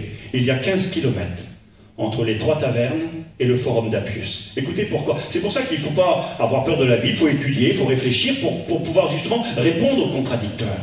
Et puis donc j'ai compris en faisant ma recherche qu'il a fallu parcourir 75 km pour venir à la rencontre de Paul. 75 km il y a 2000 ans, la majorité des gens se déplaçaient à pied. Et puis j'ai recherché, sincèrement j'ai pas forcé, mais j'ai cherché combien de kilomètres on pouvait faire par jour. Il y en a qui s'imaginent que les gens faisaient 60 km par jour, mais pas du tout. J'ai regardé, on peut faire, c'est vrai, du 5 km/h quand on marche normalement, quand il n'y a pas d'obstacle. À l'époque, il y avait des routes, oui, il y avait des routes que créaient les Romains, on appelait ça les vias, les grandes routes, mais il y avait aussi beaucoup de chemins tortueux, des chemins dangereux, rocailleux, des pierres, des montagnes, etc. Et puis, juste pour être au simple, j'ai regardé en vérifiant que pour parcourir cette distance, il a fallu environ, en marchant correctement, c'est déjà beaucoup, hein. Quand tu fais 25 km par jour, c'est beaucoup. C'est beaucoup. Il a fallu environ 3 jours pour faire la marche, pour aller rejoindre Paul. Donc, ils n'ont pas fait un aller-retour en 2 secondes. Ils ne sont pas sortis de « Bonjour Paul, ça y est, on est venu te dire bonjour, rentre avec nous », non. Ils ont marché pendant 3 jours. Là, ils ont rencontré Paul, donc au forum d'Appius, ils ont dialogué avec lui, et puis, ils ont fait ensuite les 15 km, un petit détour. C'est curieux ce détour-là. Pourquoi ils ne sont pas revenus directement? Non, ils ont fait un détour aux 3 tavernes, et puis ils sont revenus. Et puis moi, j'ai fait un petit calcul, j'ai réfléchi. Combien de temps qu'ils ont mis pour revenir? Nous avons là des dizaines de prisonniers qui viennent de survivre à un naufrage. Ils sont certainement enchaînés les uns aux autres, gardés par des soldats romains. C'est encore plus dur, là, de faire des grandes distances. Et j'ai essayé d'être raisonnable. S'ils ont parcouru les 75 km en 4 jours, ça serait pas mal. Puis juste pour vous dire qu'en fin du compte, j'ai trouvé, moi, cette réflexion, eh bien qu'ils ont dû mettre environ 1 semaine pour faire l'aller-retour. Donc, ils n'ont pas fait un aller-retour en 3 secondes, nous. 1 semaine. En plus, ils ont fait un crochet. C'est intéressant parce que la Bible nous enseigne que quand l'Église part dans la gloire, je vous en ai parlé un petit peu hier, alors je ne veux pas rentrer dans les explications, ça me demanderait du temps et je n'ai pas le temps ce matin. Mais nous avons un verset sur lequel s'appuient beaucoup de théologiens bibliques très sérieux, et même dans notre mission, certains de nos enseignants ont cette conviction, eh bien, que quand l'Église part dans le ciel, eh bien, elle part dans le ciel pendant 7 ans. 7 ans par rapport au calendrier humain, parce que dans le ciel, il n'y a plus de temps. Il n'y a plus de temps là-haut. Le temps n'existe plus. Nous avons du temps sur la Terre parce qu'une journée, c'est le temps que met la Terre pour faire une rotation sur elle-même. Une année, c'est 365 rotations. Elle fait 361 tours sur elle-même et elle fait le tour du Soleil. Il faut une année, plus un quart, plus 6 heures environ. Et puis donc ça, c'est une année. Et donc, c'est comme ça qu'on calcule le temps, d'accord. Mais dans le ciel, il n'y a plus de temps. Quand on va dans la gloire, à la limite, ça peut être un aller-retour dans notre conception humaine du temps, parce que le temps n'existe pas. Mais beaucoup pensent que sur la Terre, il y a 7 années qui s'écouleront. Et puis quand vous lisez dans le livre de Daniel au chapitre 9 verset 27, il est question des 70 semaines de Daniel, des semaines d'années, mais ça fait 1 semaine néanmoins. Et on s'aperçoit que la dernière semaine, elle dure 7 ans. Puis ça m'a plu, moi, cette petite pensée. 1 semaine de trajet, et le temps où l'Église part dans le ciel et qu'elle revient sur la terre, 1 semaine d'années. C'est intéressant. Les disciples viennent rencontrer Paul, ils se réjouissent, il leur a fallu du temps. Ensuite, ils font le crochet vers les 3 tavernes, et après, ils reviennent à Rome. C'est exactement ce que nous croyons. Nous croyons que quand Christ va revenir, l'Église part à sa rencontre. Il ne faudra pas longtemps pour aller dans le ciel à sa rencontre. Nous allons être transformés et à grande vitesse partir à sa rencontre. Mais là, il y a du temps qui va s'écouler sur la terre. Quand les disciples sont partis rejoindre Paul et qu'ils reviennent, 1 semaine s'est écoulée. Quand l'Église partira dans la gloire et qu'elle reviendra, 7 années se seront écoulées, ou peut-être 3 ans et demi. Ça ne me dérange pas, moi, ni l'un ni l'autre. Je sais qu'il y aura une période de temps pendant les jugements où l'Église ne sera plus là. L'Église est dans la gloire et il y aura ce petit crochet. On rencontre Jésus dans le ciel et on va où? Jésus nous emmène dans cette salle des noces. C'est marqué dans Luc chapitre 13. Quand le maître de la maison se sera levé, Jésus, et qu'il aura fermé la porte, c'est lui le maître, c'est lui le patron, lui appartient, nous sommes son église, c'est lui le Seigneur, et qu'il se sera levé, et qu'il aura fermé la porte de la grâce, la porte de l'église. Et quand vous verrez Abraham, Isaac et Jacob assis à table dans le royaume de Dieu, c'est bien le moment quand Jésus revient, ça. L'église assis à table dans le royaume de Dieu. Il y en a plusieurs qui viendront de l'Orient, de l'Occident, des hommes et des femmes du monde entier, l'église de Jésus-Christ, ils seront assis à table dans le royaume de Dieu, et vous serez restés dehors. Plusieurs se mettront à dire « Seigneur, ouvre-nous ». Ça, c'est les mécontents qui resteront, qui n'auront pas été prêts lors de cette rencontre, qui n'auront pas fait le nécessaire pour partir, et qui seront dans l'illusion, et qui seront dans une situation de colère et de reproche à l'égard de Dieu, parce qu'ils ne seront pas partis. Eh bien, il va y avoir cette célébration dans la gloire. Ces demeures que Christ est parti nous préparer, il va nous y amener. Les versets sont nombreux. Notre espérance, elle est dans le ciel, d'où Jésus va venir nous chercher pour nous y amener. Il est écrit que Abraham a quitté sa patrie par la foi, et que s'il avait eu en vue une patrie terrestre, il aurait eu le temps de retourner chez lui. Mais il en avait en vue une meilleure. Il avait en vue une cité, dira la Bible, une cité qui est dans les cieux, et dont Dieu est l'architecte. Jésus est parti nous préparer une place. Il est parti nous construire des demeures. Et c'est dans ces demeures-là qu'il va nous amener. Vous savez, il y avait cette pratique dans le judaïsme. Ça serait aussi tout un message très intéressant d'étudier et d'examiner comment on se mariait en Israël il y a 2000 ans. C'est intéressant parce qu'il y a des pratiques similaires à ce que pratiquent encore les frères espagnols et catalans aujourd'hui. Il y avait ces pratiques des fiançailles qui ont tendu à disparaître généralement, même chez les voyageurs et les manouches. Bien qu'il y a cette période où on fréquente, mais c'est pas de la même manière. Ça ressemble beaucoup plus à ce que vous pratiquez encore beaucoup d'entre vous aujourd'hui. Il y avait cette période de fiançailles. Le jeune homme venait trouver avec ses parents, lorsqu'il tombait amoureux d'une jeune fille, que la jeune fille était d'accord. On n'imposait pas le mariage, on respectait le choix de la jeune fille, ce qui n'existait pas forcément dans les mœurs de l'époque. On obligeait, on contraignait le mariage. Mais dans la Bible et dans le judaïsme, on ne contraint pas le mariage. Nous voyons dans l'Ancien Testament l'histoire de Rebecca, à qui on va proposer de se marier avec Isaac sans l'avoir vu. Il fallait quand même y croire, il fallait de la foi. C'est l'image de l'Église et puis de Jésus. Et puis elle va croire parce qu'elle sait que ça vient de Dieu, et on va lui demander son consentement. Et puis quelque part, on ne peut pas être sauvé sans notre consentement. On ne peut pas aller au ciel si on ne le veut pas. L'évangile est une histoire d'amour. Alors Paul dira, je vous ai fiancé à un seul époux qui est le Christ. Donc nous sommes sa fiancée. Et il a fallu notre consentement. On trouvait tout ça. Et puis pour couper au court, par rapport à la pensée que j'aimerais vous donner ce matin, eh bien, quand tout était célébré, quand tout était d'accord, qu'on tombait d'accord, les parents de la fille, les parents du garçon, tout le monde, il y avait de l'amour, il y avait un consentement mutuel, eh bien il y avait des pratiques. On remplissait un document officiel, la ketouba, et puis ensuite, avant de se séparer, on plongeait le petit garçon dans un baptême, hein, on le baptisait, on appelait ça le chidukin, on dirait une prise de karaté, hein, de judo. Le chidukin, ça veut dire tout simplement l'engagement. Quand on plongeait le petit garçon dans l'eau, et la petite jeune fille dans l'eau, ça s'appelait l'engagement, ils s'engageaient l'un vers l'autre. Puis c'est écrit, l'apôtre Pierre le dira, le baptême c'est quoi? Ben, c'est l'engagement d'une bonne conscience envers Dieu, le chidukin, l'engagement. C'est pour ça que Jésus s'est baptisé. On s'est posé la question, mais pourquoi Jésus s'est baptisé? Jean ne voulait pas le baptiser. Mais il a dit, Jésus, tu n'as pas besoin d'être baptisé, tu n'as jamais péché, tu es l'agneau de Dieu qui ôte le péché du monde, on ne va pas te baptiser. Et il a dit, laisse faire ce qui est juste. Et Jésus, quand il s'est plongé dans les eaux du baptême, il ne l'a pas fait pour le pardon de ses péchés, Jésus n'a jamais péché, il l'a fait parce que ce jour-là, devant tous, officiellement, il prenait l'engagement d'accomplir son ministère jusqu'à la croix de Golgotha. Pour qui? Pour son Église, pour payer le prix. Il s'est engagé, il a été le jeune fiancé. Il fallait payer le prix, on appelait ça en hébreu le mohar. Vous voyez, c'est toute une étude. Le mohar, le prix du rachat. Il fallait que le petit garçon avec son père donne un prix pour la fiancée. Il fallait payer. Vous voyez, c'est ce que Jésus a fait. C'est ce que Dieu a fait. Dieu a tellement aimé le monde qu'il a donné son Fils unique. C'est le prix. Nous avons été rachetés de notre nouvelle manière de vivre par le sang précieux du Seigneur. Non par le sacrifice des animaux, non, il fallait le prix du rachat. Le petit garçon avec son père donnait le prix, et puis je coupe au court, il se baptisait, la petite jeune fille, tu veux aussi, tu t'engages, on les baptisait tous les deux, et puis là ils se séparaient, période de fiançailles. Ils étaient considérés comme mariés, bien qu'ils ne vivaient pas encore ensemble. Puis le petit fiancé repartait avec son père, et avant de partir, il disait à sa petite fiancée, je reviendrai te prendre, je m'en vais avec mon père, et je vais te préparer une place. Exactement ce que Jésus a dit. Je m'en vais te préparer une place. Vous savez, c'était quoi la place, généralement? Je sais que ça se fait aussi chez vous. Peut-être plus que chez les voyageurs. Il y a des familles, aujourd'hui, d'origine espagnole ou catalane, qui sont sédentarisées. Ben, des fois, je l'ai vu, vous allez me dire oui, ils agrandissent la maison quand les petits se marient. Hein, un peu comme dans certains pays, là, il y a de la ferraille qui reste dépassée autour de la maison, et on fait un étage supérieur pour les enfants quand ils se marient. Ça existe toujours, ça, hein? Hein, je crois déjà avoir vu ça. Et bien comme ça, quand les petits se marient, ben, ils peuvent loger là. Et souvent, bien à l'époque biblique, on n'avait pas toujours les moyens d'acheter un nouveau terrain, de construire une nouvelle maison. Alors on agrandissait la maison du Père. C'est ce que Jésus a dit à sa petite fiancée, à moi et à vous à l'église. Je m'en vais te préparer une place. Parce que dans la maison de mon Père, il y a plusieurs demeures. Et je vais te la préparer. Et quand je m'en serai allé, que je t'aurai préparé la place, alors je reviendrai. Alors le petit jeune homme, il avait 1 an. Ça durait 1 an généralement, les fiançailles. Il avait 1 an, et pendant 1 an, il partait, puis il travaillait, préparait la demeure de sa future fiancée. Souvent, c'était l'agrandissement de la maison paternelle. Et puis, au bout d'1 an environ, il attendait quelque chose. Vous savez ce qu'il attendait? Il attendait que son père lui dise. C'est le père qui avait l'autorité. C'est ce que Jésus a dit.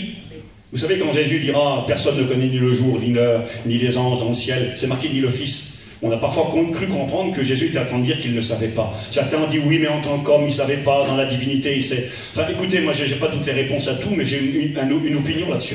Et mon opinion est celle-ci. C'est qu'en réalité, ce que Jésus était en train de dire, c'est pas à moi de décider. C'est pas moi qui dira. C'est mon Père qui dira. D'ailleurs, c'est ce que Jésus dira dans les Actes des Apôtres, au chapitre 1er, quand les disciples lui diront « Seigneur, est-ce en ce temps-ci que tu rétabliras le royaume d'Israël ?» Qu'est-ce qu'il répond, Seigneur? Ben, il dit « Ce n'est pas à vous de connaître les temps et les moments que le Père a fixés de sa propre autorité. » Il est en train de reprendre le mariage juif. Vous voyez comment que ça colle? Il prend le mariage des Juifs. Ben, il dit « C'est le Père qui décidera. » Et c'est ce qui se passait à l'époque. Le petit garçon attendait environ 1 an. Il avait agrandi la maison du Père pour sa fiancée. Et puis le Père venait.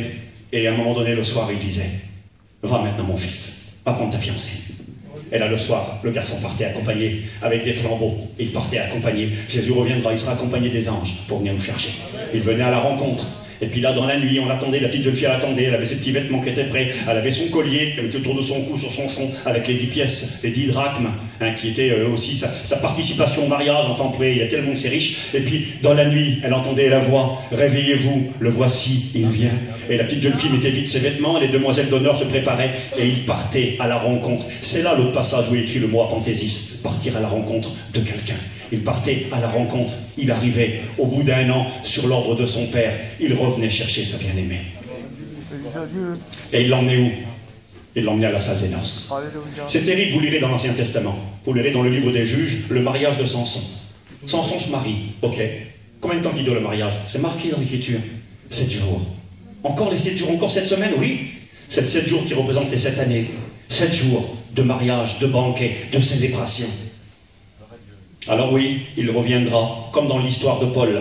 Paul est là, on vient à sa rencontre, on fait un petit crochet vers les 3 tavernes, et ensuite on revient à Rome. Nous, quand on va partir à la rencontre de Jésus, on va où? On ne revient pas tout de suite sur la terre. On va d'abord faire un petit crochet par la salle de banquet. On va d'abord faire un petit crochet vers la demeure qu'il est parti nous préparer. Et ensuite, on revient avec lui, c'est ce que nous croyons. C'est écrit dans le 2e passage, je regarde l'heure, où il est dans le 3e passage, où il est écrit le mot apanthésis, je vous l'ai cité, c'est ce passage de Matthieu 25, les 10 jeunes filles. Je vous lis la Bible. Matthieu 25, versets 1 et 6, il est écrit: alors le royaume des cieux sera semblable à 10 jeunes filles qui, ayant pris leur lampe, allèrent à la rencontre de l'époux. Apanthésis. Au milieu de la nuit, on cria, voici l'époux, allez à sa rencontre. Apanthésis. Verset 10, l'époux arriva. Celles qui étaient prêtes entrèrent avec lui, où? À la salle des noces, et la porte fut fermée. Ben, c'est exactement ce que nous croyons. Ce que je vous dis ce matin paraît peut-être pas trop important, mais pourtant ça l'est. Pour les contradicteurs qui voudraient nous faire croire qu'il y a un aller-retour simultané en 3 secondes, c'est pas vrai.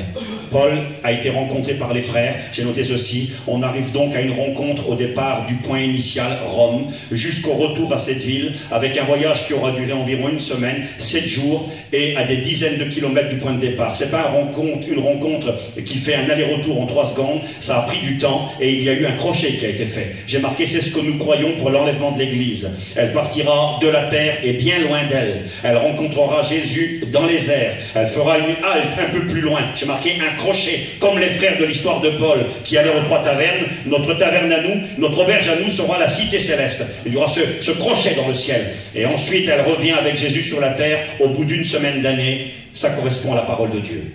Les 10 jeunes filles, j'ai noté ceci, elles partent de chez elles, de leur maison.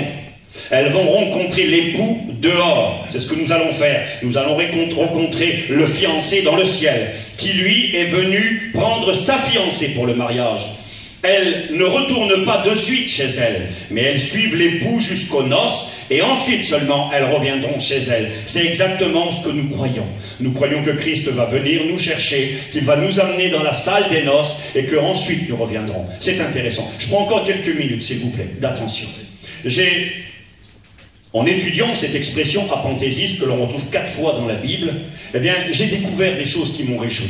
Non seulement le fait que cette rencontre n'est pas un aller-retour en 3 secondes, je l'ai dit et je le répète, c'est une rencontre qui a lieu loin du point initial. Nous allons rencontrer le Christ dans le ciel et aller dans la gloire, c'est très très important. Et ensuite seulement nous reviendrons quand la colère et les jugements de Dieu seront passés. Mais que va produire cette rencontre en vous et en moi? Alors j'ai découvert que le mot apanthésis a une origine, un autre mot, qui est le mot apantao. Et ce mot apantao, vous le trouvez 7 fois dans l'Écriture, et qui nous aide à comprendre ce que va produire cette rencontre. Mais qu'est-ce qui se passe quand on le rencontre? Ok, d'accord, on quitte la terre, on rencontre Jésus dans le ciel, on va revenir au bout de quelques années, très bien, on va se réjouir aux noces de l'agneau. Ok, mais qu'est-ce qui arrive? Alors, je lis rapidement. C'est marqué comme ça dans Luc, chapitre 14, et verset 31. Je vous lis la Bible. Si vous voulez lire avec moi, il n'y a aucun problème. Luc 14, verset 31. C'est marqué comme ça.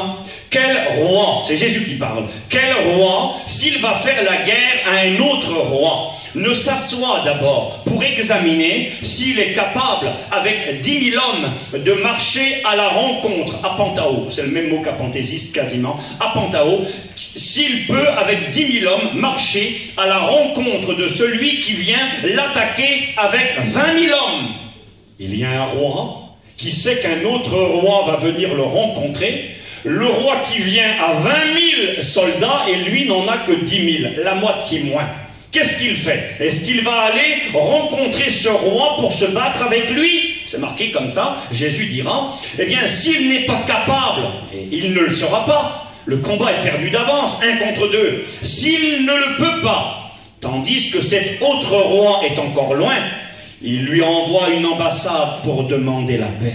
Ainsi donc, quiconque d'entre vous ne renonce pas à tout ce qu'il possède ne peut être mon disciple. Jésus parle de deux rois qui vont se rencontrer et il va y avoir une guerre, mais comme cette guerre est perdue d'avance, le roi qui sait qu'il va perdre la guerre doit faire quelque chose. Il doit, avant que le roi ne revienne, avant de le rencontrer, il doit faire la paix avec ce roi. Et ça, c'est la condition première. Jésus va revenir, il va y avoir cette rencontre. Et la première question que nous devons nous poser, c'est de savoir si nous sommes en paix avec lui. Oui, c'est une question importante, ça. C'est marqué comme ça dans l'Écriture. J'ai noté le verset, dans Acte 5, verset 39, le conseil sage de Gamaliel qui dira aux dirigeants d'Israël, ne prenez pas le risque de combattre contre Dieu. Ce serait un combat perdu d'avance. Il y en a qui ne veulent pas se préparer à cette rencontre. Il y en a qui la refusent, il y en a qui s'en moquent, il y en a qui méprisent le retour de Jésus-Christ. Eh bien, ça, ce sont ces hommes et ces femmes qui, avec de la folie, quelque part, ne sont pas conscients qu'ils vont rencontrer celui devant qui ils vont perdre le combat. Eh bien, nous, on est des hommes et des femmes intelligents. Et avec humilité, nous avons décidé de faire la paix avec le roi qui vient. On ne veut pas le rencontrer pour lui faire la guerre, on aurait perdu. C'est marqué dans le psaume 2. Les nations et les princes de ce monde se sont ligués ensemble contre l'Éternel et contre le Christ. Un monde en état de révolte contre Dieu, qui s'unit dans une guerre contre Dieu. Quelle folie! C'est marqué, celui qui est assis dans les cieux rit. Dieu rit, qu'est-ce qu'ils ont? Ils veulent me faire la guerre à moi? Oui, c'est marqué dans l'Apocalypse chapitre 19. Il est écrit qu'ils vont vouloir faire la guerre à celui qui est assis sur le cheval et à son armée, le Christ. Quelle folie faire la guerre à Dieu.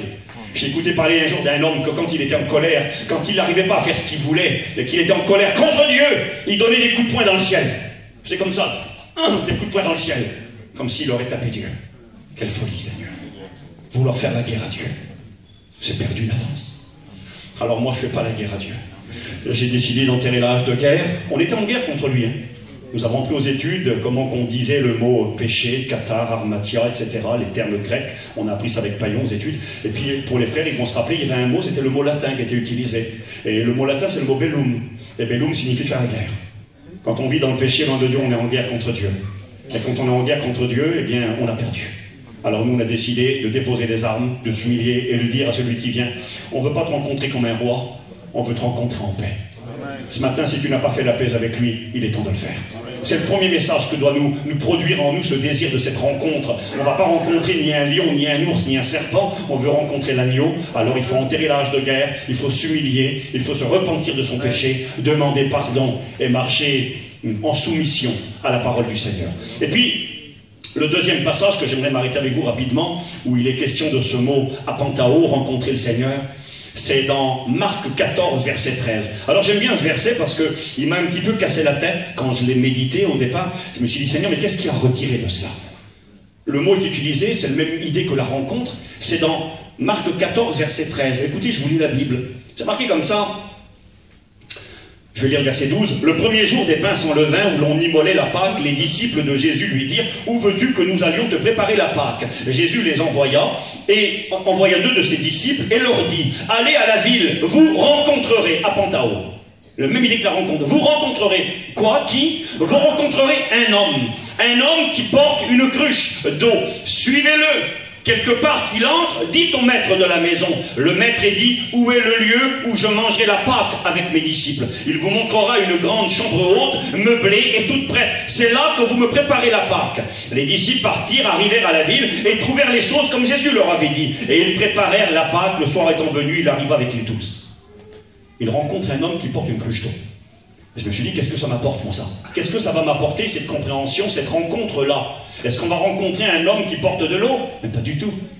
En réalité, comme Jésus dit aux disciples, ils vont rentrer dans la grande ville de Jérusalem, où des milliers de pèlerins sont venus pour célébrer la fête de Pâques. Comment se situer? Et Jésus va leur donner un signe qui était unique, qu'ils étaient obligés de remarquer. Il leur dit, vous allez voir un homme qui porte une cruche d'eau. Vous savez pourquoi c'était un signe? Eh bien parce qu'en réalité, ça n'existe pas un homme qui porte une cruche d'eau. Ce n'étaient pas les hommes qui portaient les cruches d'eau, je m'excuse mes sœurs, c'était les femmes. C'était une pratique courante de voir une femme qui avait été à Siloé prendre de l'eau, ou dans les réservoirs d'eau, prendre de l'eau, et puis qui marchait avec une cruche sur la tête. Mais on ne voyait jamais d'hommes qui portaient de l'eau. Donc ça a été facile pour les disciples de reconnaître. Ils arrivent dans la ville, mais il n'y en a pas. C'est quelque chose d'unique. Et cette rencontre que l'on va faire bientôt va être unique. Nous allons rencontrer l'homme qui porte de l'eau et qui apporte de l'eau. Mais c'est qui cet homme? Jésus a dit à la Samaritaine, Jean chapitre 4, si tu connaissais qui est celui qui te parle, si tu connaissais le don de Dieu, eh bien, tu lui aurais toi-même demandé à boire et il t'aurait donné de l'eau de la vie. Nous avons rencontré celui qui porte l'eau de la vie. Oui, nous l'avons rencontré. Il est unique. Il n'y a personne comme lui. Amen. Quelle rencontre. Et puis là, quand ils le rencontrent, c'est un signe unique. Ils savent que c'est lui. On ne peut pas se tromper. Quand on va le voir bientôt, on saura que c'est lui. On ne pourra pas se tromper. Et puis quand il le rencontre, celui qui porte de l'eau, celui qui donne l'eau de la vie. J'aime bien ce verset, Jean 7, verset 37. Si quelqu'un a soif, on avait soif de bonheur, soif de paix, soif d'espoir. Le monde ne nous avait pas contentés. On a bu de l'alcool, on avait toujours soif. J'aime bien le témoignage de cette petite femme. C'était une chrétienne, la femme d'un prédicateur du réveil. Et puis Ginda, elle avait bu de l'alcool pendant des années. Et puis elle expliquait un jour, elle dit, je suis allée à la Réunion. Elle dit, j'étais alcoolique, je buvais beaucoup de vin. C'était son témoignage. Je buvais beaucoup de vin. Et puis j'ai écouté le pasteur qui disait que Jésus est celui qui donne de l'eau et que cette eau, quand tu la bois, tu n'as plus jamais soif.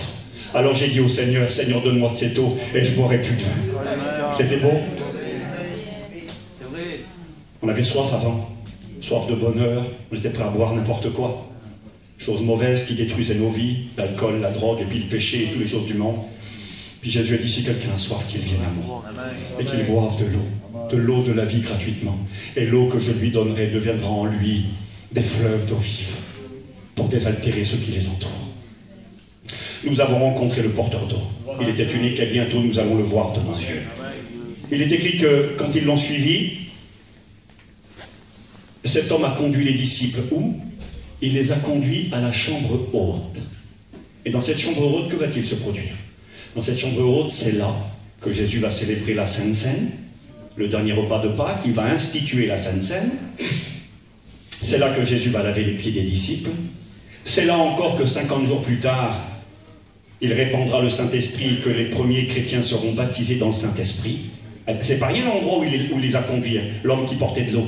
Il les a envoyés dans l'endroit où allait naître l'Église de Jésus-Christ. Et quelque part, il y a cette idée. Cette rencontre avec le porteur d'eau, elle est réservée uniquement pour l'Église de Jésus-Christ. Que c'est beau. J'ai pas le temps, il est trop tard, il faut que je me dépêche de faire vite, de passer. La troisième rencontre, là, qu'apportera cette rencontre avec Jésus? Donc nous l'avons vu, elle est réservée pour ceux qui se sont préparés, qui ont fait la paix, rencontrer le roi. Elle est réservée pour l'Église, elle sera la rencontre avec le porteur d'eau, une rencontre unique, où il nous emmène dans le lieu qui est réservé à l'Église, ok? Qu'apportera cette rencontre avec Jésus? J'ai marqué, il ne faudra pas la louper. Marc 5, verset 2. Je ne lis pas le verset, mais je vous le rappelle de mémoire. Cet homme qui habite Gadara, ce pays de la misère, cet homme, je m'excuse, qui vit un combat quotidien avec les démons. Il est là, il vit dans un combat dans son âme. Il a envie de mourir, il prend des pierres, il se meurtrit. Il dit l'Écriture, il pousse des cris nuit et jour. Il vit avec la mort dans les sépulcres. Il est abandonné de tous. Certains vont dire, mais c'est pas nous, ça, c'est pas l'Église, ça. Heureusement que c'est pas nous. Mais néanmoins, avec honnêteté, ce matin, on est obligé de reconnaître combien de combats spirituels que nous avons les uns et les autres. Les combats que personne ne voit. Vous savez, parfois, ce sont ces combats qui sont les plus redoutables. De prendre une gifle dans le visage, c'est dégradant, c'est blessant et ça fait mal. Ou prendre un coup de poing ou être insulté, mais ça dure une seconde. Mais ces combats de l'âme, ces combats que nous avons tous à endurer les uns et les autres. Vous savez, il est écrit dans Éphésiens 6, verset 10, nous n'avons pas à combattre contre la chair et le sang. La chair et le sang, c'est prendre un coup de poing dans le visage, ça dure 2 minutes. Nous n'avons pas à combattre contre la chair et le sang, mais contre les dominations, les principautés, les princes de ce monde de ténèbres qui sont dans les lieux célestes. Le combat spirituel est une réalité. Ce verset combien important. 2 Corinthiens, chapitre 10, verset 5. Je vous le lis un instant. Regardez ce que dit ce verset. Et il parle de certains chrétiens et certaines chrétiennes. C'est marqué comme ça. Car les armes avec lesquelles nous combattons ne sont pas charnelles. Elles sont puissantes par la vertu de Dieu pour renverser des forteresses. Nous renversons les raisonnements et toute hauteur qui s'élève contre la connaissance de Dieu, et nous amenons toute pensée captive à l'obéissance du Christ. Des pensées captives, en prison dans ces pensées. En prison là-dedans, des forteresses. Il y a des chrétiens qui... On a tous des combats spirituels, à plus ou moins grande échelle, mais on a tous à lutter contre les principautés, contre le monde spirituel. Vous savez que c'est une réalité. Parfois tout va bien, mais tout va mal. Parfois dans nos vies, il n'y a pas de raison de se plaindre. Humainement parlant, on peut avoir 10 francs sur le compte en banque, on peut avoir de la nourriture dans le frigo, on est en bonne santé, et pourtant on n'est pas bien dans notre cœur. On est oppressé, écrasé. Vous savez que les temps de la fin sont les temps où Satan joue ses dernières cartes. Et il va tout faire pour nous arrêter, pour nous faire louper cette rencontre. Alors il va s'acharner. C'est écrit dans le livre de l'Apocalypse, chapitre 12. Et je vis une grande guerre dans le ciel. Satan et ses démons étaient à l'œuvre. C'est le moment où l'enlèvement de l'Église aura lieu. Et nous vivons cette réalité. Nous avons tous des combats. On n'en parle pas par pudeur et par crainte d'être incompris. C'est vrai. Il y a des choses qu'on n'ose pas dire. On n'ose pas dire à quelqu'un, si tu saurais ce que je prends, si tu saurais ce que je vis, si tu saurais les pensées qui traversent ma tête et qui se collent comme des sangsues dans mon esprit et qui me condamnent et m'accusent, m'accablent, des tentations qui surgissent à des moments inattendus. Des fois, tu es dans la réunion et tu es troublé par tes pensées et puis tu sais plus comment faire. Un jour, un homme m'a appelé, c'était un chrétien. Il m'a dit, j'ai des pensées dans mon esprit tellement sales. Parce que les esprits sont pas propres, ils sont sales, c'est des esprits impurs. Des esprits méchants et des esprits menteurs. Ils ne te font pas de cadeau ni à toi ni à moi. Ils viennent te troubler. Tu lis la Bible, ça te traverse comme une flèche. Les traits enflammés du malin. Une flèche vient se planter dans ton cœur et t'es troublé et tu te condamnes et tu t'accuses. Cet homme me disait, si je m'écoutais, il était jeune dans la foi, il me disait, je prendrais un couteau et je me ferais du mal. Il dit, j'ai dans ma tête des pensées que je n'avais pas quand j'étais inconverti. Et moi de lui répondre, est-ce que tu les désires ces pensées? Il m'a dit non. Est-ce qu'elles te font de la peine? Est-ce qu'elles t'affligent? Oui, j'en veux pas de cela. Mais je lui dis, mon frère, t'es en train de me parler de quelque chose que tu ne veux pas, que tu ne désires pas et qui t'afflige, mais ne te laisse pas condamner. Je dis, c'est l'ennemi qui t'accable, c'est l'ennemi qui vient te troubler dans tes pensées. Et vous savez, des fois ça part, ça, pendant quelque temps, mais ça revient. Parce que Satan ne nous laissera pas tranquille. S'il a eu l'audace de combattre le Christ, le Fils de Dieu, comprenez bien qu'il ne va pas nous faire de cadeaux. Il était dit qu'il a lutté contre le Christ dans Matthieu chapitre 4, dans le désert de Judée, mais ça s'est reproduit par la suite. C'est marqué qu'il est parti jusqu'à une occasion favorable, il est revenu à la charge. Quand je me suis converti, il y a un verset qui me dérangeait. Je l'ai déjà dit dans des réunions, et c'est vrai. Ce verset m'embêtait parce que c'est marqué comme ça que celui qui voudra vivre réellement pour le Seigneur, pieusement en Jésus-Christ, sera persécuté. Et moi, je ne comprenais pas le verset là. Parce que je me disais, mais moi, Seigneur, je ne suis pas persécuté. Il n'y a personne qui vient me faire des misères, personne vient m'insulter parce que j'aime Jésus. Ce matin, notre frère Daga, il priait pour l'église persécutée qui, ce matin, pour aller à l'église et louer Dieu, le fait au prix de sa vie. Ça existe des persécutions physiques et directes dans le monde dans lequel nous vivons. Le groupe humain le plus persécuté sur la terre, ce sont les chrétiens et les chrétiennes. On ne peut pas l'oublier. Mais nous, quelque part, ce matin, moi, j'ai pas été persécuté pour venir à la réunion. Un jour, un pasteur de Bethléem était venu en France et en Europe visiter les églises et il est parti déçu. Il a dit, je suis déçu. Mais pourquoi t'es déçu? Alors les frères l'avaient bien reçu, des bons repas, des beaux bâtiments et tout, des belles chorales, des instruments. Ben, il a dit, chez moi à Bethléem, on n'a pas un beau local, on n'a pas... Il n'était pas jaloux, pas du tout, mais il était déçu devant la légèreté des chrétiens. Il a dit, les chrétiens viennent à la réunion quand ils ont le temps, s'ils n'ont pas envie pour un oui, pour un non, bien non. Il dit, chez nous là-bas à Bethléem, pour venir au culte, les gens qui viennent, nos frères et sœurs qui viennent à la réunion, sont pas sûrs de retourner chez eux à la fin du culte, parce qu'ils peuvent se faire tuer. L'église, elle a été plastifiée, elle a explosé, je ne sais combien de fois avec des bombes. C'est très compliqué de vivre sa foi. Alors il y a des chrétiens persécutés directement, concrètement et physiquement. Puis c'est pas nous. Mais j'ai compris, et puis il m'a pas fallu longtemps pour comprendre le verset. Je ne prenais pas de gifles, j'étais pas persécuté, j'étais pas emprisonné pour ma foi. Mais les combats dans mes pensées, qu'est-ce que j'ai pris? Et j'ai compris que j'étais persécuté en tant que chrétien. Nous sommes persécutés, il y a des combats.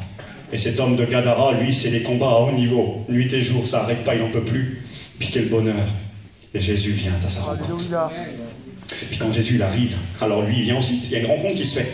Il arrive, il se prosterne devant le Seigneur, il est tourmenté, il est attristé, il est affligé, il est attaqué nuit et jour par ses pensées qui viennent lui donner un dégoût de la vie. Alors je le répète, c'est pas vous, c'est pas moi, mais un autre niveau à nous. Alors j'ai marqué ceci pour me dépêcher. J'ai marqué ceci, cet homme est brisé, il est seul, désespéré, abandonné. Il vit avec les morts, nous voulons plus vivre. Il est en lutte acharnée contre les attaques du monde démoniaque, du monde spirituel, des démons, des esprits méchants. Et sa rencontre avec Jésus va tout changer. Cette rencontre avec Jésus va tout changer. Transformation totale de sa situation. Fin du combat contre les démons qui enfin le laisse tranquille. Délivrance. Fin du cauchemar, de la souffrance, des cris. Le miracle sur l'autorité et la parole du Christ va le faire entrer dans une vie nouvelle, dans un rêve. Quand nous allons partir dans la gloire, ça sera la fin de cette guerre. Vous savez, il y a des gens qui veulent qu'on prie pour eux, on peut le faire. Ce matin, on peut prier pour vous. Si vous vivez des combats à haut niveau dans vos pensées. Moi, je connais des chrétiens et des chrétiennes qui font de l'angoisse et qui font de la dépression. Ils ne sont pas possédés, ce sont des chrétiens. Jésus a fait de l'angoisse. Jésus a été angoissé. Son âme a été triste jusqu'à la mort. Pourquoi Jésus était triste? À Gethsémani, Jésus n'a pas pris une seule gifle. Vous relirez les évangiles. Jésus a commencé à être frappé dans la maison de Anne, le beau-père de Caïphe. Il a pris une gifle dans le visage. Mais à Gethsémani, personne ne le frappe. C'est lui qui commande. Les soldats viennent pour l'arrêter, ils tombent par terre quand Jésus prend la parole. Et puis ils ont peur de lui. Ils le relèvent, Jésus les suit. Et pourtant Jésus a versé son sang à Gethsémani. Le sang a coulé de son front. Mais pourquoi le Seigneur tu saignes? Qui c'est qui t'a frappé? Personne ne m'a frappé. C'est à cause du combat de son âme, du combat spirituel, qui sont parfois des combats plus redoutables que le combat physique. Je le répète.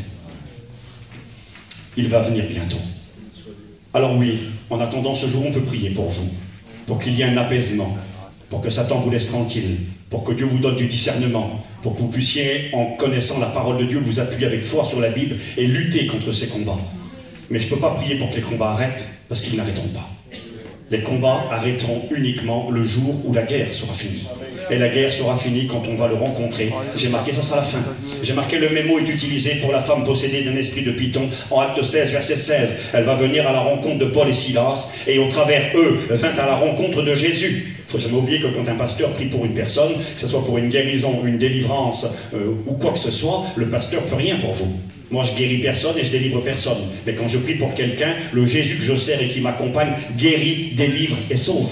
Et bien, quand elle va rencontrer Paul et Silas, c'est Jésus qu'elle va rencontrer. J'ai marqué, elle vint à la rencontre de Paul et Silas, et au travers eux, vint à la rencontre de Jésus, et vivra la même expérience que l'homme de Gadara. Délivrance des puissances sataniques qui sont vaincues, transformation de sa situation, miracle et vie nouvelle. Oui, tiens bon ma sœur, tiens bon mon frère, parce que bientôt tes combats vont cesser. Quand tu vas le rencontrer.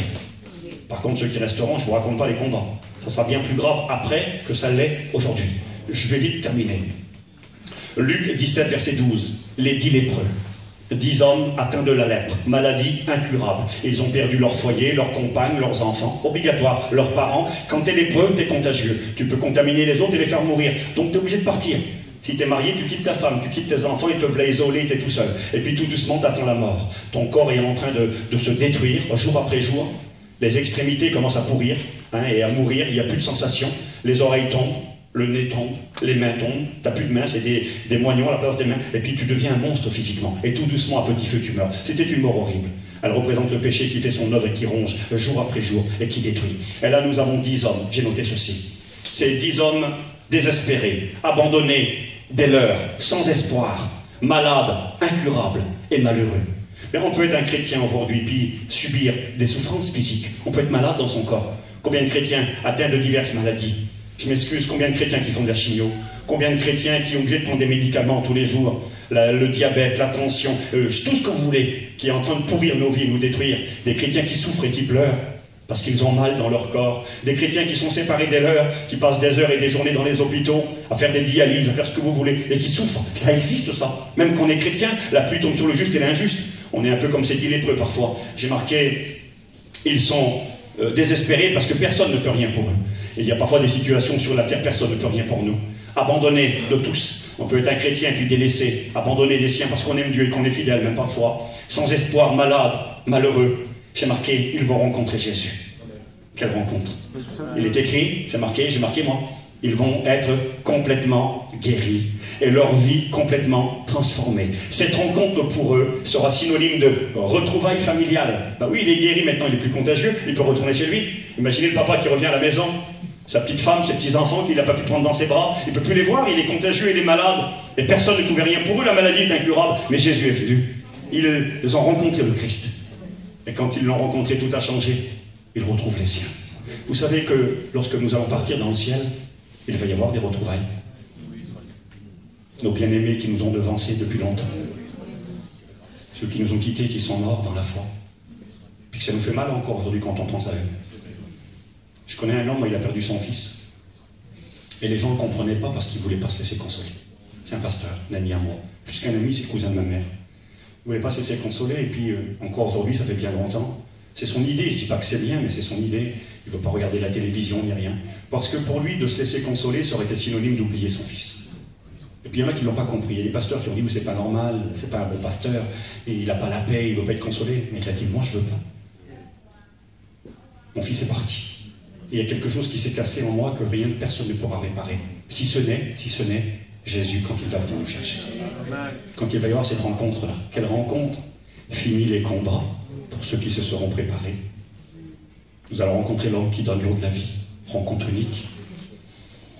Puis j'ai marqué comme ça, retrouvailles familiales. J'ai marqué corps nouveau. Comment faire le lépreux qui rencontre Jésus? Il n'a plus de main, il n'a plus de nez, plus d'oreille. Jésus le guérit. Qu'est-ce que ça veut dire? Il le guérit puis il le laisse comme ça, mais pas du tout. Je m'excuse, mais j'y crois. Le nez, il a repoussé. Les oreilles, ils ont repoussé. Les doigts ont repoussé. Quand il arrive chez lui, c'est pas un monstre. Il est guéri complètement dans son corps. Quand on va arriver dans le ciel, là, dans le ciel, il n'y a pas de canne, il n'y a pas de fauteuil roulant, oui, il n'y a pas d'hôpital, il n'y a pas de pharmacie. Ça n'existe pas là-haut, ça. On n'en a pas besoin. Quand nous allons partir avec le Christ, il est marqué que le corps est semé corruptible. Il est corruptible, il pourrit, il vieillit, il tombe malade. Il ressuscite incorruptible. Il est semé faible, et il ressuscite plein de force. Quand on arrive là-haut, il n'y a pas de malade. Tu as été malade, tu as pleuré, tu as souffert, ton corps t'a fait pleurer, tu as perdu des êtres chers, tu as été séparé, bien comme les lépreux qui ont rencontré le Christ. Retrouvailles familiales, corps nouveau et sain, fin de la souffrance, fin du rejet, fin du désespoir. J'ai marqué à la place, c'est un petit peu mieux, c'est bonheur, rire et joie. C'est mieux, non?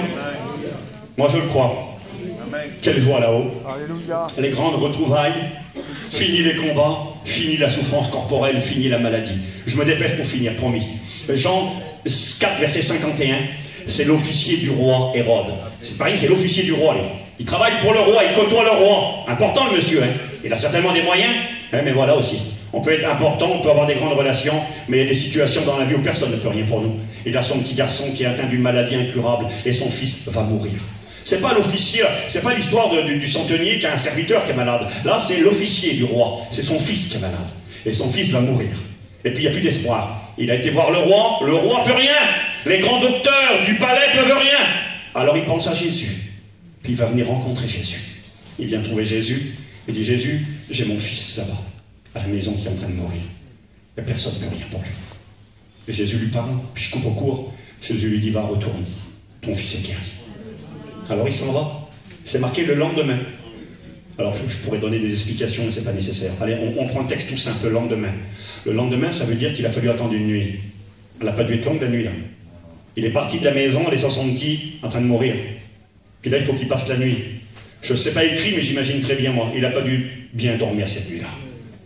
Il a dû être un peu tourmenté, puis le matin, il n'a pas dû attendre midi pour se lever. Hein. À 5 h du matin ou 4 h du matin, il était déjà parti sur la route pour rentrer à la maison, pour voir si ce que Jésus avait dit était vrai. Puis là, c'est écrit qu'il retourne à la maison. Et puis c'est marqué comme ça que quand il est encore loin de la maison, là-bas, à Pantésis, à Pantao, les serviteurs sortent de la maison, ils viennent à sa rencontre. Qu'est-ce qu'ils vont dire? Son cœur ne doit pas être fort. Qu'est-ce qu'ils vont me dire? J'ai laissé le petit hier, je suis fou, j'ai été voir Jésus. Et puis supposons que le petit il est mort là. Les derniers instants qu'il était là, je n'ai même pas été à ses côtés. Il a laissé son petit agonisant, attendant la mort. Et puis il s'en va, et quand il revient, il voit les serviteurs qui viennent à sa rencontre. Et quand ils viennent, ils lui disent, alors, le petit, vous voyez le petit, il est complètement guéri. Ah bon? Quand cela s'est-il produit? Hier, à telle heure. C'est marqué, il se souvint que c'était à cette heure-là que Jésus lui avait dit, ton fils est guéri. J'ai marqué ça, regardez comment c'est beau. C'est ce que ça va produire bientôt pour vous et moi. J'ai marqué ceci, l'officier du roi Hérode, sur la parole de Jésus, retourne chez lui, son fils mourant à la maison. Ses serviteurs vinrent à sa rencontre pour lui annoncer la bonne et grande nouvelle. Quelle appréhension, quelle peur alors. Mais le miracle avait été fait. J'ai marqué, le miracle avait eu lieu. J'ai marqué, fini la séparation. Il s'attendait à être séparé de son fils, je m'excuse. Il voyait déjà le cimetière, l'enterrement, tout était fini. J'ai marqué, plus de séparation. Quand moi je vais rencontrer mon maître bientôt, là-haut, aussi, il n'y a pas de cimetière là-haut. Très important. Il n'y a pas de cimetière. Il n'y a plus de séparation. La mort et la maladie sont partis. Fini la peur, on n'aura plus peur. Vous avez peur des fois, vous? Moi j'ai peur des fois. Je vous l'ai dit hier, le monde me fait peur. Le monde dans lequel nous vivons, j'ai peur, j'ai une famille, j'ai des enfants, j'ai ceux que j'aime autour de moi, et le monde me fait peur parfois. Eh bien, plus de séparation, plus de mort, plus de maladie, fini la peur, fini les larmes. Il n'y a plus de larmes là-haut, plus besoin de pleurer. Plus de larmes, pourtant on pleure sur la terre. Je le dis parce que c'est vrai, les temps sont difficiles pour tout le monde. Et puis moi, je réalise que j'ai jamais autant pleuré qu'aujourd'hui. C'est vrai. La vie fait de cadeau à personne. Puis des fois on pleure. On pleure parce que c'est compliqué, parce qu'on perd des êtres chers, parce que la maladie vient, parce qu'on a des soucis familiaux, parce que Satan nous fait la guerre et on pleure parfois. Mais quand je vais partir là-haut, je ne pleurerai plus. Amen. Amen. Fini la peur, fini les larmes, fini les nuits blanches, transformation de la situation en joie, bonheur et paix. Pour cette rencontre, je ne veux pas la louper. J'ai envie de dire, viens Seigneur, Maranatha. J'ai envie de dire, mon âme languit d'attente au-devant de moi. Puis le dernier verset, puis on va prier, où est mentionné cette rencontre. Vous trouvez ça dans l'évangile de Matthieu, chapitre 28 et verset 9. C'est un dimanche matin comme ce matin. Ça peut être le cas aujourd'hui, moi je crois. Un dimanche matin, des femmes se lèvent de bonne heure. Elles vont dans un petit tombeau à côté du lieu de crucifixion qui est Golgotha. Il y a un petit jardin, puis là il y a une tombe. Puis elles viennent le dimanche matin pour finir d'embaumer le corps de celui qu'elles aiment. Elles viennent voir Jésus qui est mort. Et quand elles arrivent le dimanche matin, le cœur serré, le cœur gros, elles viennent finir leur boulot, leur travail, embaumer le corps du Seigneur. Elles arrivent au tombeau et elles sont étonnées. Le tombeau est ouvert. Il y a un ange qui parle et qui va dire, pour vous qui cherchez le Christ, n'ayez pas peur, il est vivant. Pas possible, il est vivant. Et puis je coupe au court. Voici qu'il est écrit ceci. Je vous lis le verset, puis on va prier après. C'est dans Matthieu 28, parce que des fois on déforme un petit peu, nos mémoires peuvent déformer les versets de la Bible, et c'est dommage. 28 et verset 9. Verset 8. Elles s'éloignèrent promptement du sépulcre, et avec crainte et avec une grande joie. Elles avaient vu l'ange qui leur avait dit que Jésus était vivant. Elles coururent porter la nouvelle aux disciples, et voici. Imaginez des femmes qui courent, elles ont vu un ange, Jésus est vivant, elles courent pour porter la nouvelle, leur cœur bat vite, elles venaient pour voir un mort, on leur apprend qu'il est ressuscité, elles courent, et pendant qu'elles courent, elles font une rencontre. Elles tombent nez à nez avec Jésus lui-même. Là, c'est plus un ange, c'est Jésus qui vient à leur rencontre. Elles courent, elles tombent nez à nez. C'est marqué comme ça, regardez. Elles coururent porter la nouvelle aux disciples, et voici, Jésus vint à leur rencontre. C'est ce qui va arriver bientôt. Dernier verset. Jésus leur dit, je vous salue. Il est poli, Seigneur. Je vous salue.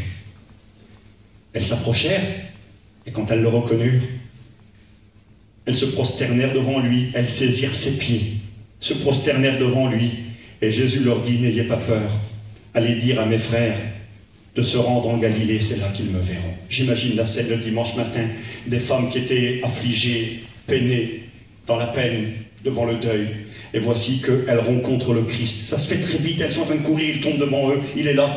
Elles tombent à ses pieds, elles prennent ses pieds, elles les serrent très fort, et elles se mettent à l'adorer. J'aimerais vous dire que c'est ce que nous allons faire bientôt. Nous allons le rencontrer. Fini les combats, fini les pleurs, fini les luttes, fini la maladie, fini la souffrance, un corps nouveau, de la joie, des rires, du bonheur, de la paix. Fini les peines, fini les séparations, les grandes retrouvailles, et c'est marqué noir sur blanc, vous lirez chez vous, dans le livre de l'Apocalypse, au chapitre 4 et 5. Il est écrit que les 24 vieillards, c'est l'Église dans la gloire, se mettent à genoux. Ils ont des couronnes sur la tête. On va avoir des couronnes, c'est écrit. À celui qui vaincra, je donnerai la couronne de vie. Sois fidèle jusqu'à la mort et tu auras la couronne de vie. D'accord. L'apôtre Paul va dire, eh bien, que j'ai combattu le bon combat, j'ai gardé la foi. Désormais, Dieu, le Seigneur, le juste juge, me donnera la couronne de justice. Oh, béni soit Dieu d'avoir des couronnes. Vous savez ce qu'on va faire dans la gloire? Avec toutes ces couronnes et ces récompenses, on va se mettre à genoux devant celui grâce à qui nous sommes là-haut. Puis on va prendre ces couronnes, on va les jeter à ses pieds. Et on va se mettre à l'adorer et à le glorifier pour tous ses bienfaits, pour cette rencontre magnifique qui aura transformé le cauchemar en rêve, qui aura transformé les larmes en rire, qui aura transformé l'amertume en douceur. Cette rencontre, frères et sœurs, il ne faut pas la louper. Elle sera unique, elle est imminente et elle vous est destinée. Prions le Seigneur ce matin. Seigneur, nous voulons te dire merci. Merci pour la parole de Dieu. Merci pour ce partage fraternel. Merci de nous encourager mutuellement. Tu nous invites à prendre conscience de cette grande réalité. Tu viens. Tu viens, c'est sûr. Et non seulement tu viens, mais nous désirons ardemment que tu viennes. Nous t'aimons. Oui, ce matin, nous le disons, Maranatha. Viens, Seigneur, viens. Nous t'aimons. Tu es notre espérance. Tu es notre avenir. Nous croyons que tu viens et que cette rencontre sera pour nous une rencontre glorieuse. Nous désirons cette rencontre et nous voulons être prêts ce jour-là. Nous ne voulons pas être en guerre contre toi. Tu n'es pas notre ennemi, tu es notre ami.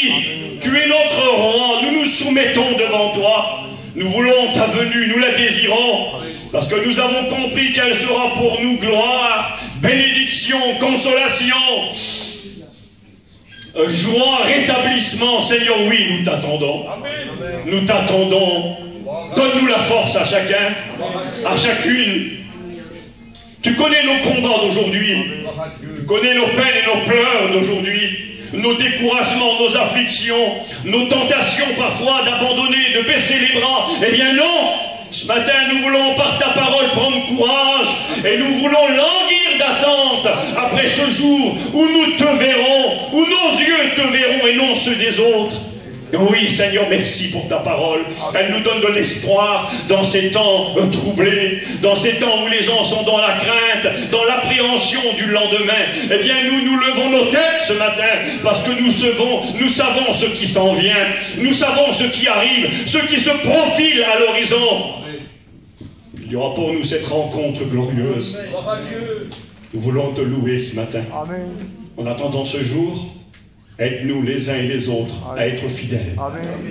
Aide-nous les uns et les autres à tout faire pour que non seulement nous-mêmes, mais pour que ceux que nous aimons autour de nous soient prêts pour cette échéance qui arrive à grands pas. Bénis nos familles respectives, nos enfants, nos bien-aimés, Seigneur, nos frères, nos sœurs, pour ceux qui en ont, nos parents, nos familles qui sont autour de nous. Bénis mes frères pasteurs ici. Aide-les, Seigneur, aide-nous à accomplir fidèlement la tâche à laquelle tu nous as appelés, à travailler tant qu'il fait jour, à tout faire pour préparer nos familles, à leur apprendre à enterrer l'âge de guerre, à ne pas faire la guerre à Dieu, mais à faire la paix avec Dieu. Mettons tes mains sur nous, notre Dieu. Merci, parce que si ces temps sont difficiles, tu es là, à nos côtés, tous les jours, jusqu'à la fin du monde, et que c'est par ta force à toi qu'on va remporter la victoire, et que c'est par ta grâce que l'on sera debout quand bientôt tu vas revenir. Nous t'attendons, Maranatha. Viens, Seigneur Jésus. Que Dieu vous bénisse. Amen. Priez le Seigneur, s'il vous plaît. Merci, Seigneur. Merci, Seigneur. Prenez courage ce matin. Levez vos voix devant Dieu. Dites-lui merci. Réjouissez-vous en espérance. Il vient. Tu vas bientôt le rencontrer. Réalise tout ce qui t'attend. Loue le Seigneur ce matin. Merci à Dieu.